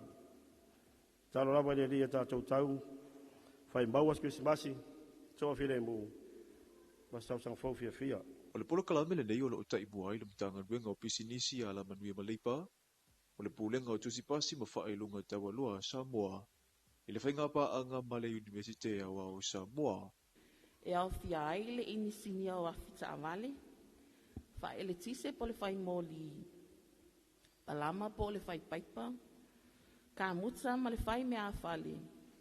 So o a mea po le welo. Fai pusa aisa ma le fai ea malulu. Whaapea le radio electronics. I lalo le nei whainga fōu, e a o tauina le tūlanga tolu, ma le tūlanga whā, i te tonu o le tolu tausanga, i ona waenga tāua e lua, le awa onga i lunga o ngā luenga, ma le awa onga i te tonu o potua onga.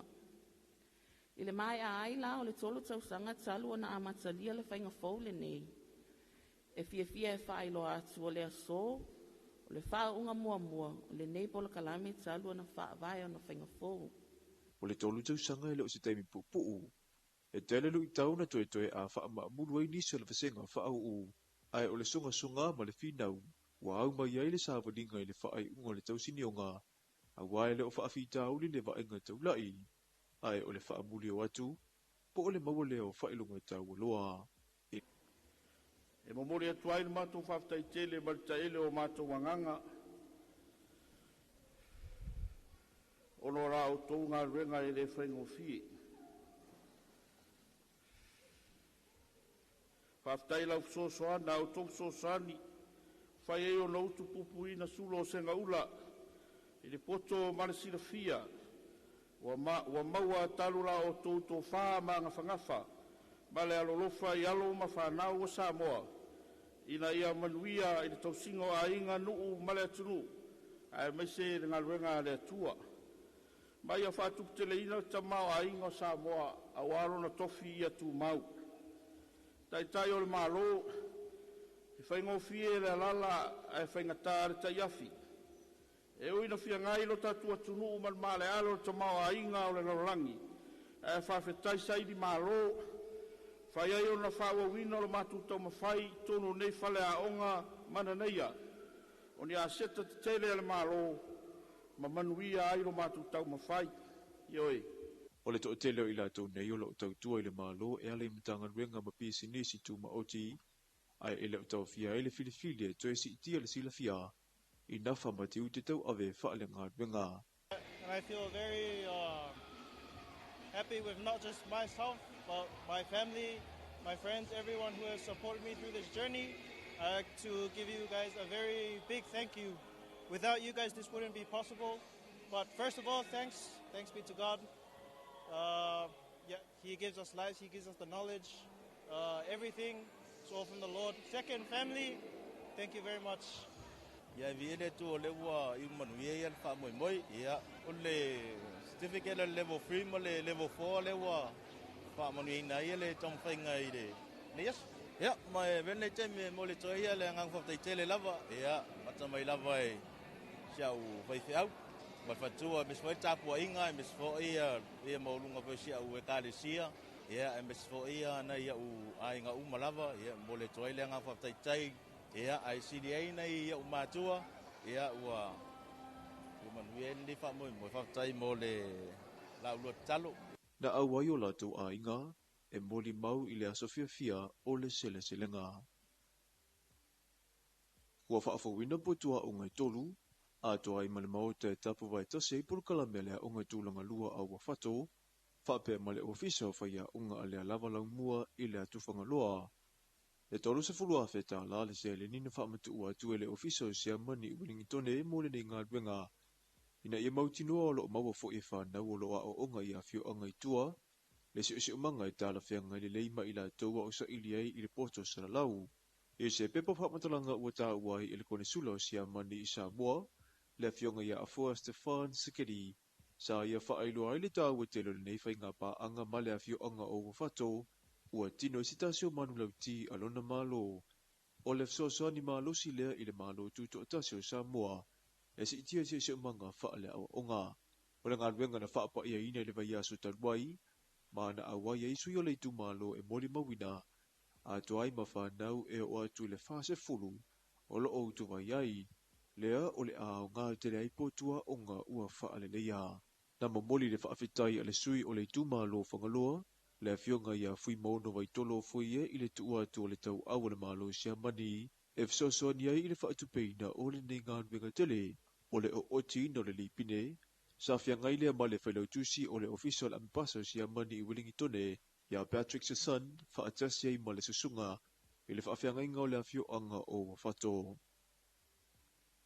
ua maua mai le fesosoni a le toʻamaga mo e puapuagatia mai le malo niusila e fesosoni ai e foʻia le faafitauli o le motusia o le eletise o lea ua mautino nei o loo galulue mo le lua vaia susui e toʻalua mai se tasi o faalaputuputuga i niusila e faia se ulua isuʻesuʻega ma faamomauga mo vaega e moʻomia le toʻamaga mo e puapuagatia mo le faia o moli e maise o isi mea totino e ola i le malosiʻaga mai le lā ina ia aua neʻi faalagolagotasi i le eletise o le toe taliu ai o sui nei niusila o le a sauni ai loa le galuega mo le nofoaga o faamuemuega po le Campus of Hope i tona i mato ina ia aua neʻi ai se faafitauli e ona tulaʻi mai i apitaga o loo i ai i latou ua sulufaʻi atu ona o le faaauau pea ona tulaʻi mai o le luʻi tautau i le tise i se pepa o faamatalaga ua faailoa ai lagona mitamita ma le faafetai o le peresideni o le toʻamaga le afioga iā sili New Linajang i le malo niusila ona o le tali mai i se tasi lenei o manaʻoga tupito mo le tausia o e ua sauaina i tala mai atu nuu mamao le tua i le tagiaue le faamanatuina o le aso fanau se tasi o tamaitiiti i Peretania ina ua faataʻia le aiga mauō avalaulia i le papā o fana ma maliliu ai le toʻafā o tagata sai ai le pati i le ataimi o le toʻatolu o ē na fasiotia o fanau ae ua taufetuli le isi toʻatele e saʻili se vaipanoa e lalafi ai i faamatalaga a le ofisa faasalalau o Peretania o le BBC na faailoa ai se laguna o le ofisa o leoleo e faapea e foliga mai o le faalavelave lenei ua levo na fuafuaina ma o i latou foʻi ua fano soifua ua levo na matamataita i ai i latou na faia le soliga tulafono e o mai le taimi lenei e leʻi maua lava se faamatalaga i lē na faatupuina le faalavelave ma o loo faagasolo suʻesuʻega leoleo ae mai le pasifika ua lē toe faatafa le palemia o papua niukini le afioga iā James Marape ma ua faalele i le ea na saunoaga e faapea o le a le gugu sakalia i le tulaga o lana faiga malo ma lana taʻitaʻiga i le puipuia o ai a tatau a tagatauli e aofia ai ma ona tagata nuu o loo alala i le vaega i sisifo o lona atunuu o lona faagaule malie e pe foliga mai ua leai se faaaloalo e toe vaaia ma faalogoina i le vanonofo ai o tagata e eʻena o latou paʻu faatasi ma tagata papaʻe ae ua pule saʻolotoa i lava ma le vaai maulalo i tagatauli ae maise i latou o loo aumau i le itu i sisifo ua lipatia le leitio faavaomalo niusila fai mai o le a matua mataʻitu lelei lava e le malo ma na auaunaga niaga ma lafoga e faia faasaga i tagata papua niukini o loo aumau i le itu i sisifo o le atunuu e le gato nofuaga faitele o tonu o aiga ae mese foʻi luga o pegata failagi ma o le a molia i le tulafono i latou e lea manaʻia tagatauli ma latou ai a tatau tatou talafona mo lenei vaega o le aso manuia tele fuafuaga o feagai ma le loaloa o Samoa.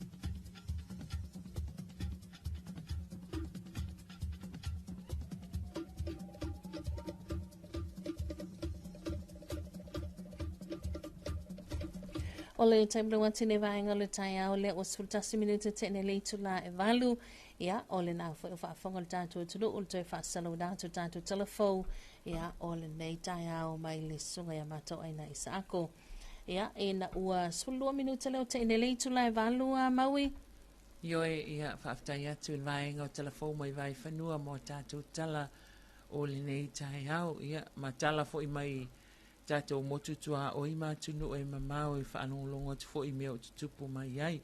Wa leo te ai atu i fo i lunga o le upenga ta wha i langi a le tio whaavao malua New Zealand.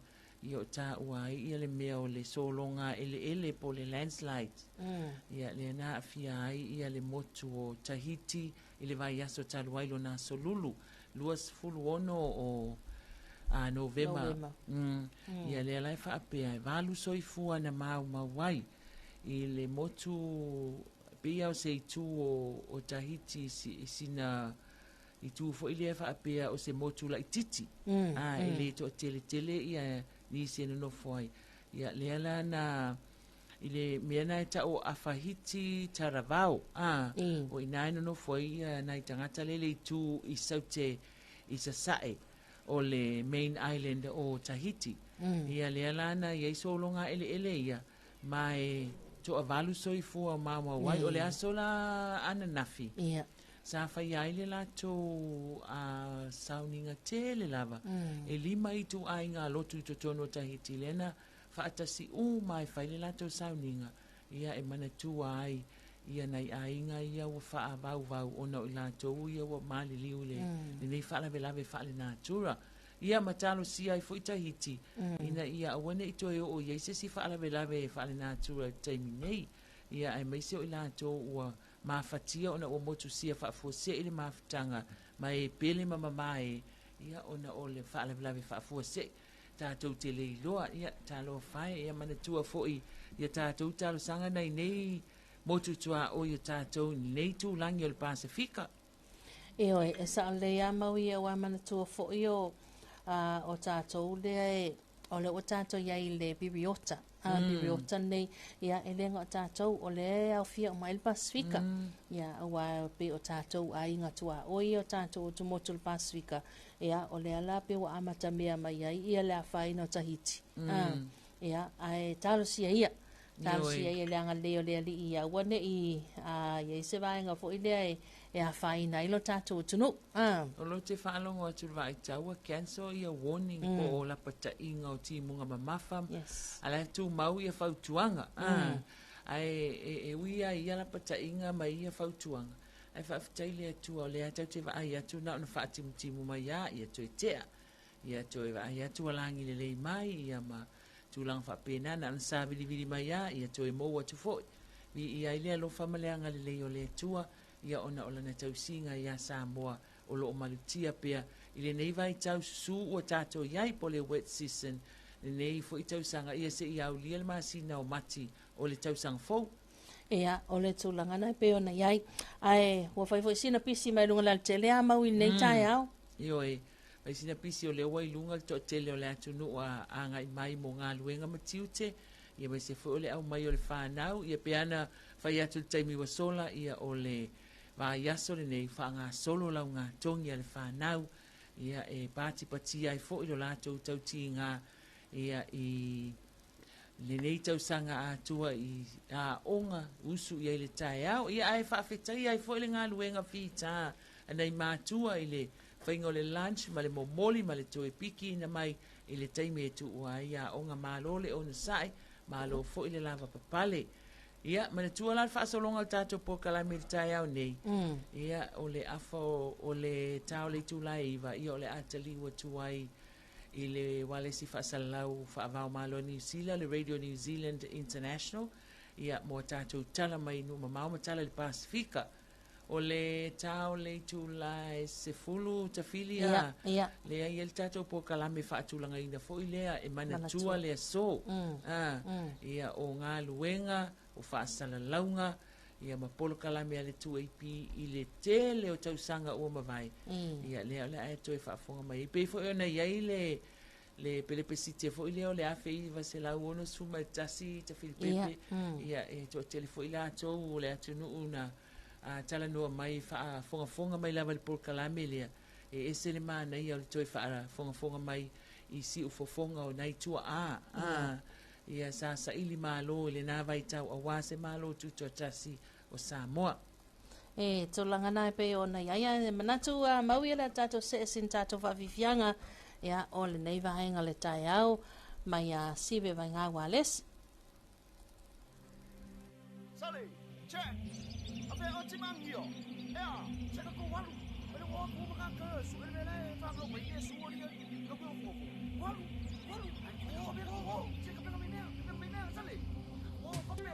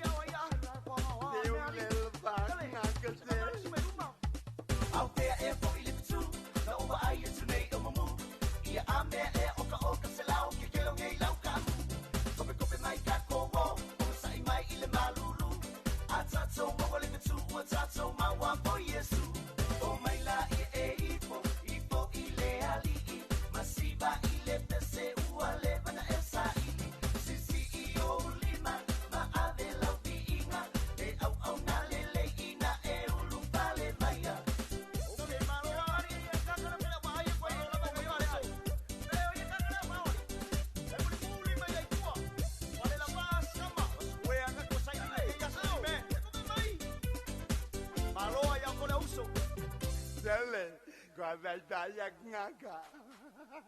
Maso mai primary school sapali, numero tasina tuwe bin balongo.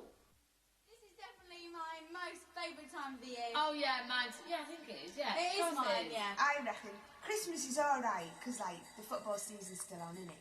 You do it like a lady. If you can't be good, be careful.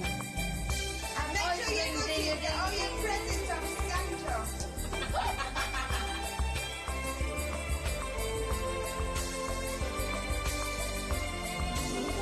Just hear those sleigh bells ding-a-ling, ring, ting-a-ling-a-ling too. Come on, it's lovely weather for a sleigh ride together with you. Outside the snow is falling and friends are calling you. Come on, it's a lovely weather for a sleigh ride together with you.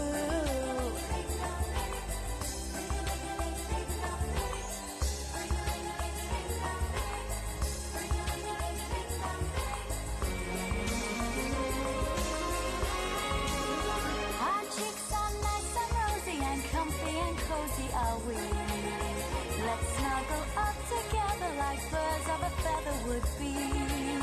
Let's take the road before us and sing a chorus or two.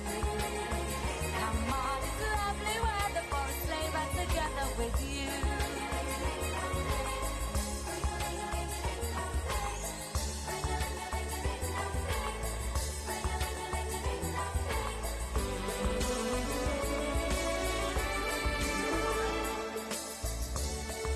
Remember to go to sleep on Christmas Eve, otherwise it's Or stay up the whole night. You can't, don't come then.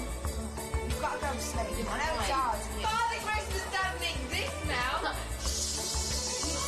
Vicky, what are you talking about? Vicky, that's terrible to say. Don't want it. We know because we went to Black Band and we saw it.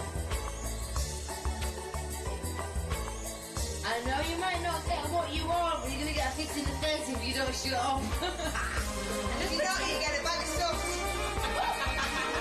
Our cheeks are nice and rosy and comfy and cozy are we. Let's snuggle up together like birds of a feather would be. Let's take the road before us and sing a chorus or two. Come on, it's lovely weather for a sleigh ride together with you.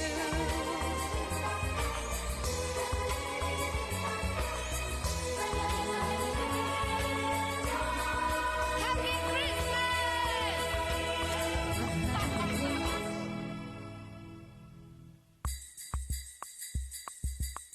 Good tidings we bring to you and your swing. We wish you a Merry Christmas and a Happy New Year.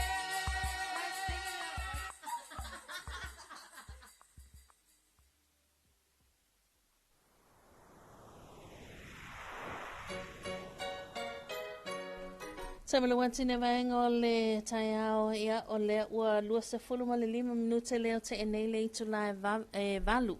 Vai si tele vave tele na alo vai le watine le taiao ia e ilmana toni sina ua amata i la to falfenga aluenga.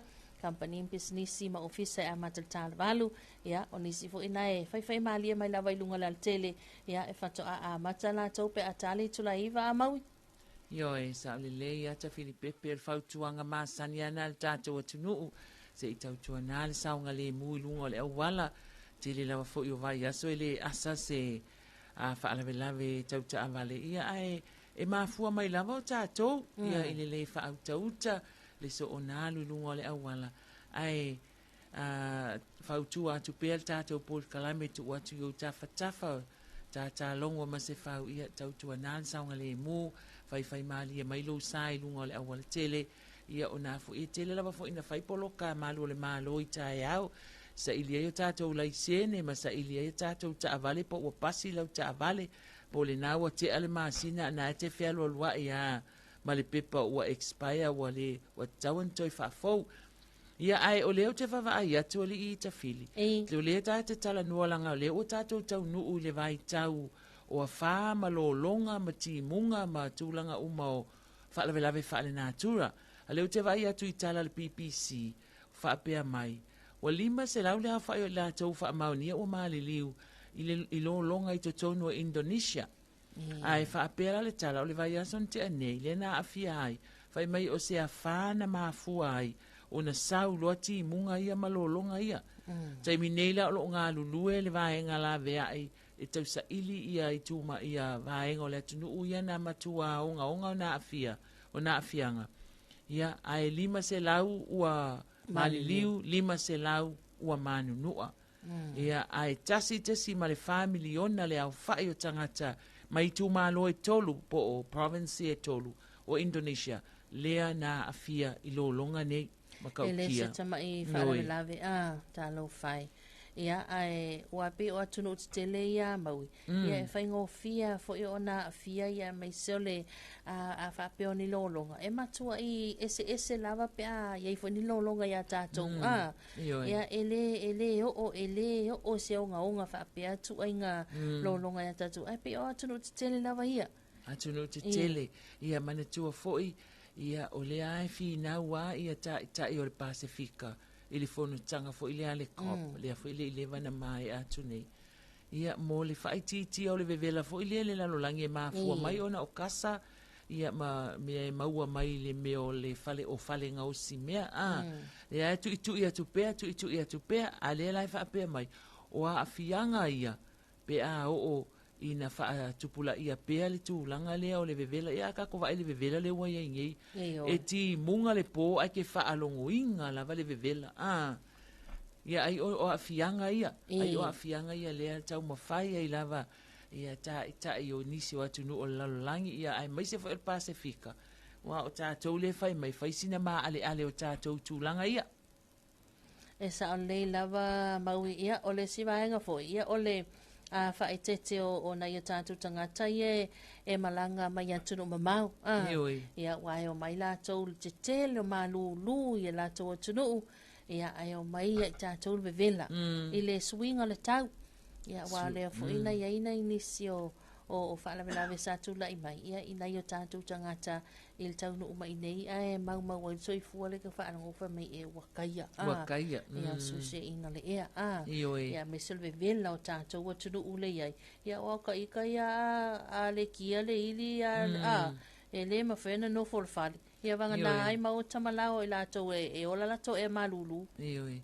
Matua e se fo ia le suinga o whaia si onga o suinga o le nei taimi e sila fo i isi atu nu e peo New Zealand, Australia, Amerika ia le ua o ia Indonesia ma isi atu nu ia e le ma sani e sea o na afia ini ti munga lo longa mani a wha a mea le wa ia le a wha o i lo longa ia na la vea i fo i au kilani le na afia il malai wa alele ia mai se o le aluanga i lalo isi tu o New Zealand ia ona tātou taritonu ai le tala lea o leo toi tutusa ua matua te le a le suhinga o le tau o tātou a tau nu uia ile nei vai tau o le soifuanga. Ia, o lea ua awhatonu le itu le avalu wa tala watu le fionga ia to i malo a Samoa Sam. Talo whai o fionga ia manuia le nei aso i ngā luenga ma tiu te mau whaiva le awhianga iai. Ia, le lau whatasi mai ia i lunga le hala tele anga i mai fo i mō ngā luenga ma tiute. Ia, o la ua mau mai le si vaenga le poloka. A me se vaenga le o tuai nausu.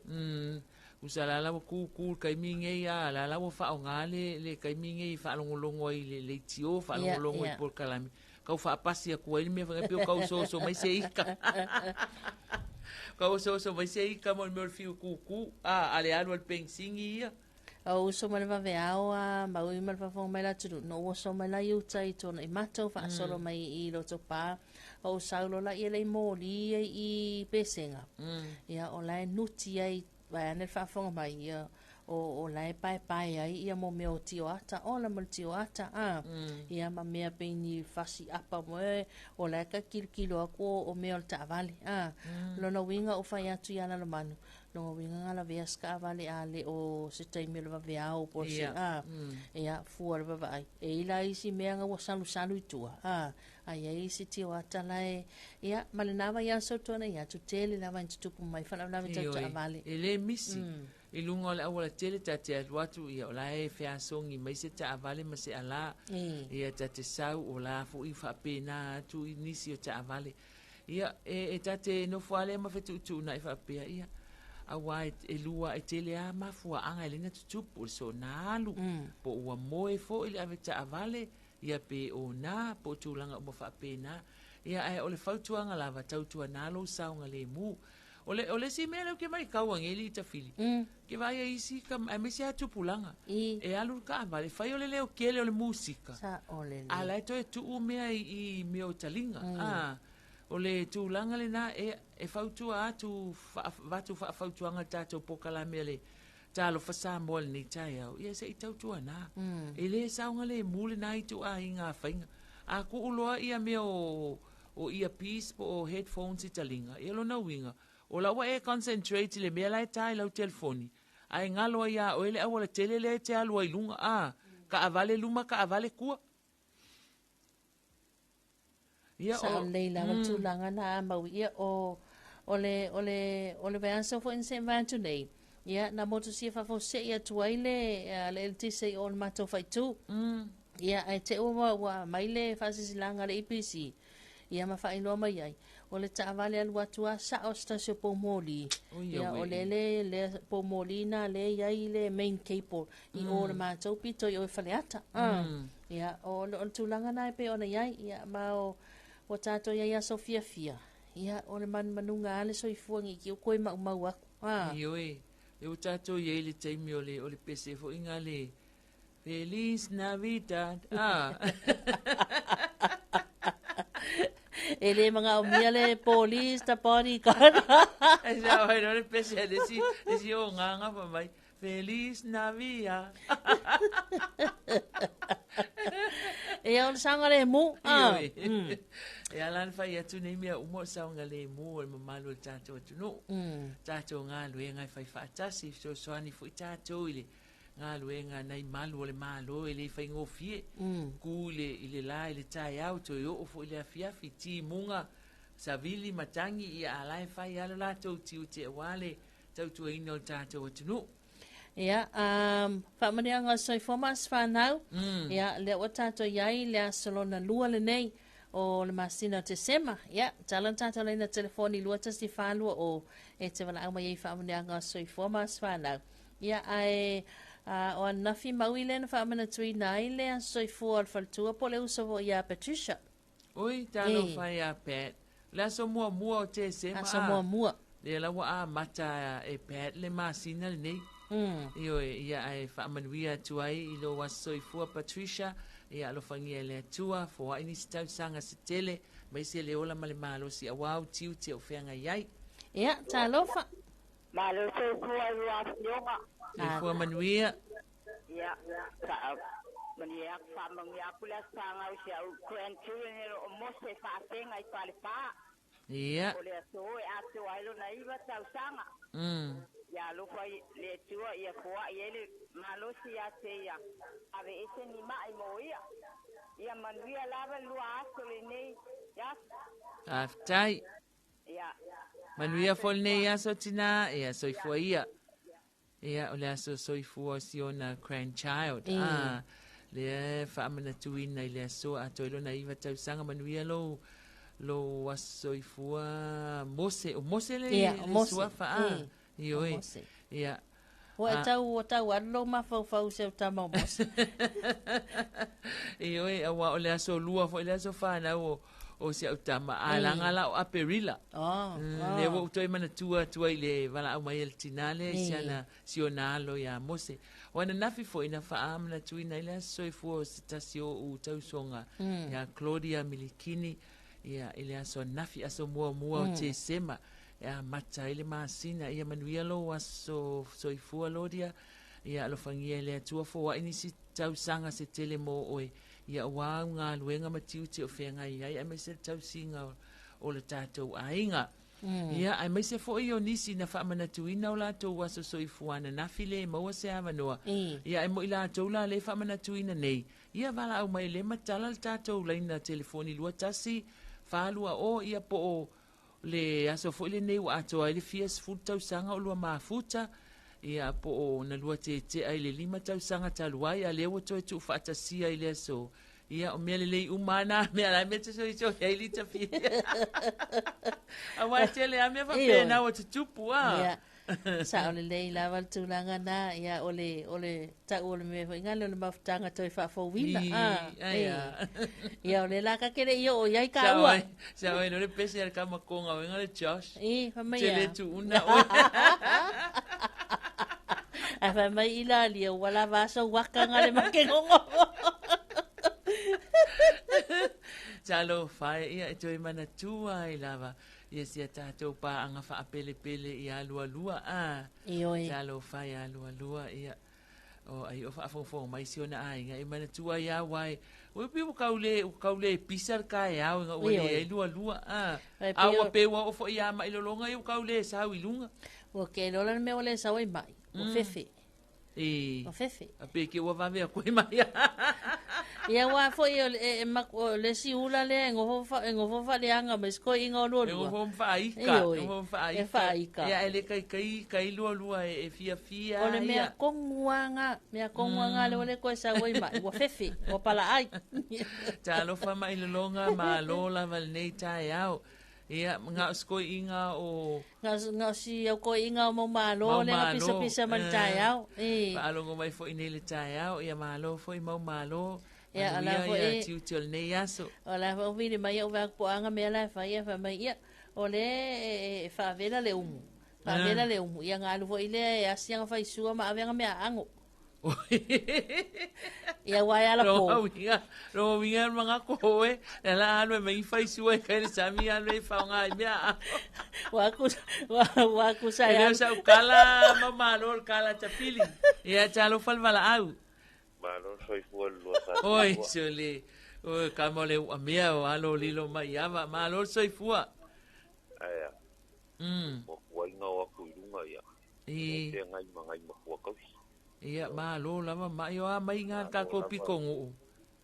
Le manguia pa skai. Ia. O ki angele la so dia ka le ko. Ia o li ngai fo ile ko, pe ngorua kaus kalai ni kaya. Ia moria ko lo fa ngai.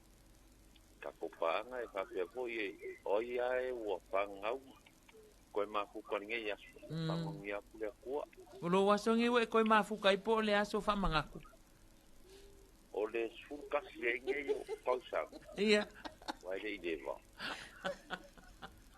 Le wei mua aka leo ta whiri pepe Ka whiri pepe Wai whaafonga mani kala ta whiri foi mai wai fefe me wala ka ule sa ulunga wa fefe ai sa ele se le fefe ka mai ke o amia sa ko dengi vole au fusu ya fie fai pele o ka fil pepe ya ola pure spa o kero o mai o fusu anga o ele sa o ka mai kikinga nga pa wo ba ku vo ya fa fo mai na tunu wale anga fa ya nguku le fusu anga sa o fa mai na fa po ko fa mai me se wo ke ia la ke ku o la sela la kama ai pa mal me ro cho ai ku si lunga mo hulu e ku le cho al pico ila ole Vai, o que ia le pal melo cho ai ala pal po longa mau. Ala pal mau. Ya na lo fa ko. Ya le para ai nga ko filpe. Wa le nga fa melo kala pusu le skaya. Ya le nga fa e fispa, o le ka su nga ke ngi ola para. Oi o. Ele lei fusu a ke ngi ki nga. O longo winga maui. Whairor kala o ngā winga le waste time. Awa longo winga le fusu. O leo ke ala kuma ume whai pele. Ai fusu mai wha penge i au ni amani. E o mara so amara ku. Ya, pakaro pa nge kaya o ke le ropo whai ko sa winga le so. Ioi, talo whai. Talo whai alua. Ya, ele whai ngā lea. Kako iunga lava lea. Wa uma ko mai lea kua. Mali lava. Ko ora me ele o ka o marcus pa yo lo kai mi ka ke aru ese kwai yo wa ka karango nge ya e ke ya maruru ingo foringa ya ya ele fa inga le ku ka sia sin ngalo le ri Ia lo mangia se o mako mo alo fa ka ko paanga alo fa ya tire inga kuia nga fakar fa mai nga fa me sa uma amerika ko oso ia le mai da umela ye fa soka ia mai o wa fa soka ye ko maui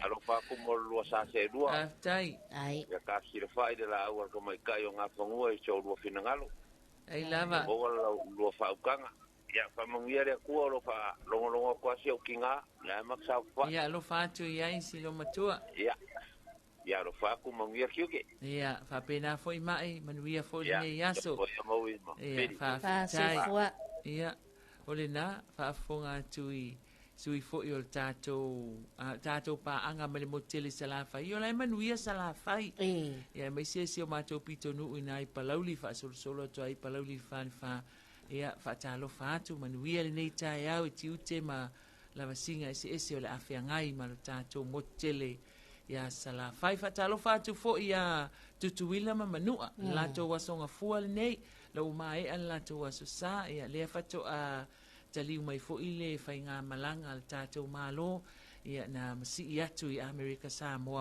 le fa moyo o le tato motu sa ile fa ile tatalaina o le motafono ia o le malo America sa mo fa talo fatu ia malo le soifua le nei tai au manuia ia le anga yatu le fa atino ino tiute mga luenga o le amatanga o le nei vai so fa talo fatu foi I tato motu tua o ia tokelau I na motu e tolu o whakaofo nukunonu ma atafu talo fani ma lo te soifua I lo tato motu o tokelau io e fa longolongo mai lava ia o tato uso ta fili tokelau le tato tautua wana pauleo le ala leo la tau te mawai fiso ta inga I ma tokelau io na motu e tolu ia e uiawa wa fai ilangi le fo launga se tasi fo tato pa anga to tino I tokelau le tama ia safiti va venga ia ai talitonu ia o lo fa pe lava ona mafuta mai ia ona o safiti wa leva na fai pa anga male a si fonga sa mole tu AP ia e vala au mai lava ia le la ua ma vai atu safiti ia au te talitonu lo fa fonga mai lava ia tato pa anga I tokelau le tato tautua au le wato is full fit 2 minute o Natalia o le tu lai Eva ia manatu neita ia ia watau nu ule to atele te Filipepe I fale fainga luenga ia me se fo yo le fa nau ia onga o ai fo yo fa atino la to launga tongi le nei aso masuenga ia fa manuia le atua I fa moenga le uma ai tatonu fo ia o le tau nu unga le nau tato fa soa le neita ia ia ai fa manuia atu I le mamalo le atu no o lo o fa manatuina o lato waso soifua I le so ia ai mai se foi ia o waso fa manatuina ma aso ta ua I le soifuanga ia manuia tele ia ne ia so fa apitoa ia mo ila to na soifua mai le so fa popo le atua ni si tausanga se tele mo lo to soifua manuia lau tiute ta fili mo fa wa wina le neita yao ia mau foi so fina ngalo a wale tautua ina o le mamalo le tatua tunu manuia tele nei aso Samoa fa soifua ia mo le nei taimi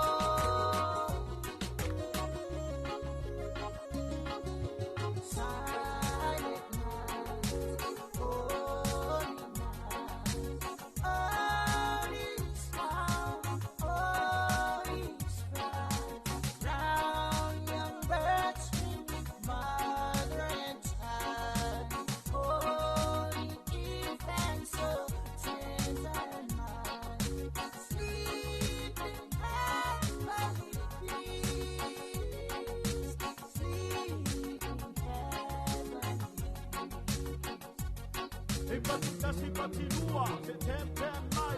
Cheers, bro. Merry Christmas. Hello, Palu. Hello, Suofe. Kuya Mangango. Merry Christmas. Hello, Oliva. Hello, Usulang at Jalan Kamay. Kuya Mangua. Merry Christmas, Isale. Silent night, holy night, all is calm, all is bright. Round young virgin, mother and child, holy infant, so tender and mild, sleeping heavenly peace, sleeping heavenly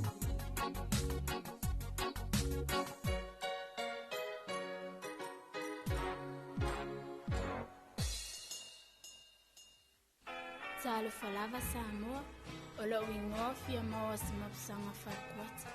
Tina, e tuku pēr sa wanga matanga, talo lo fa au fiufi, malo le tau tala.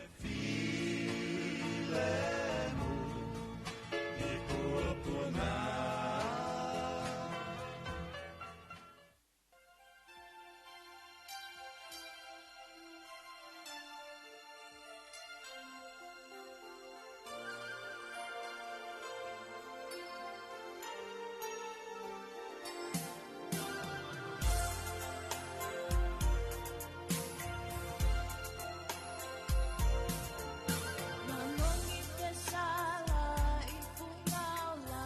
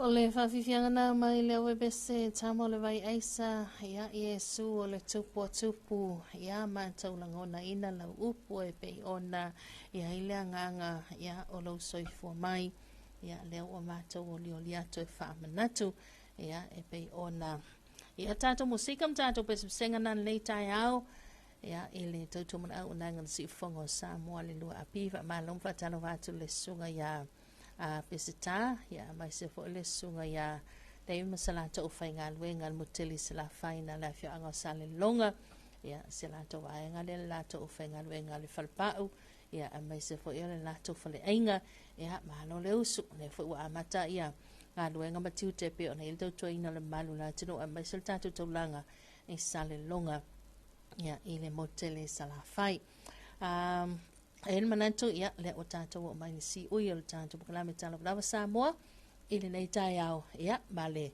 anganga whaatai te le lawa le maulunga ia o nei tātou pa anga sawana umai ia o tātou telefoni tātou whaasoa ia ma tātou talitali ele nei tai au le anganga le nā ia maul fia lo finangalo a mata inga duenga matiute o le nei a solua ia mai se fo i o suenga nei whanau o sue ia la lanto mata upul nei a sol sala si anga lele li fa manu Yesu enga la singa se esem fo fanga pe on fita tunga to tele ya ele ngata so tatu tunu ya mai se fa fonga mai nei tatu pa anga so staffa anga lele li itu te ma favor ya pe on ele ta mai elo tatu fa fianga nei ta walunga toil tatu por kalame tala flawa Samoa ya on tatu se mai lo le ile tatu wa tala ya li poti tu sa mai le teo fa malo New Zealand ele nei tai au amanuia tele nei yaso amanuia le li to fa si fo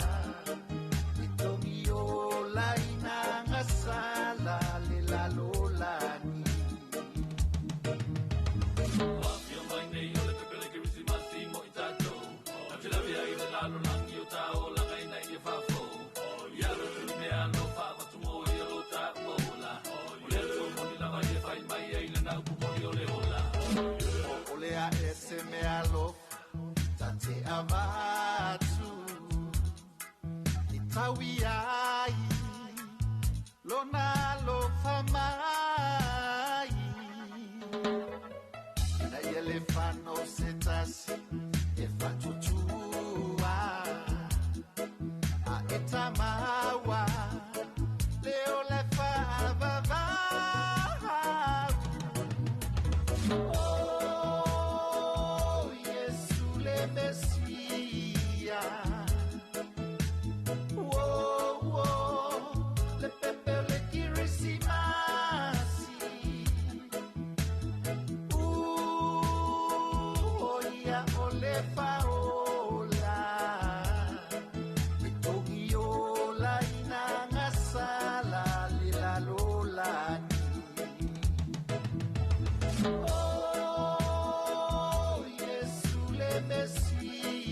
ya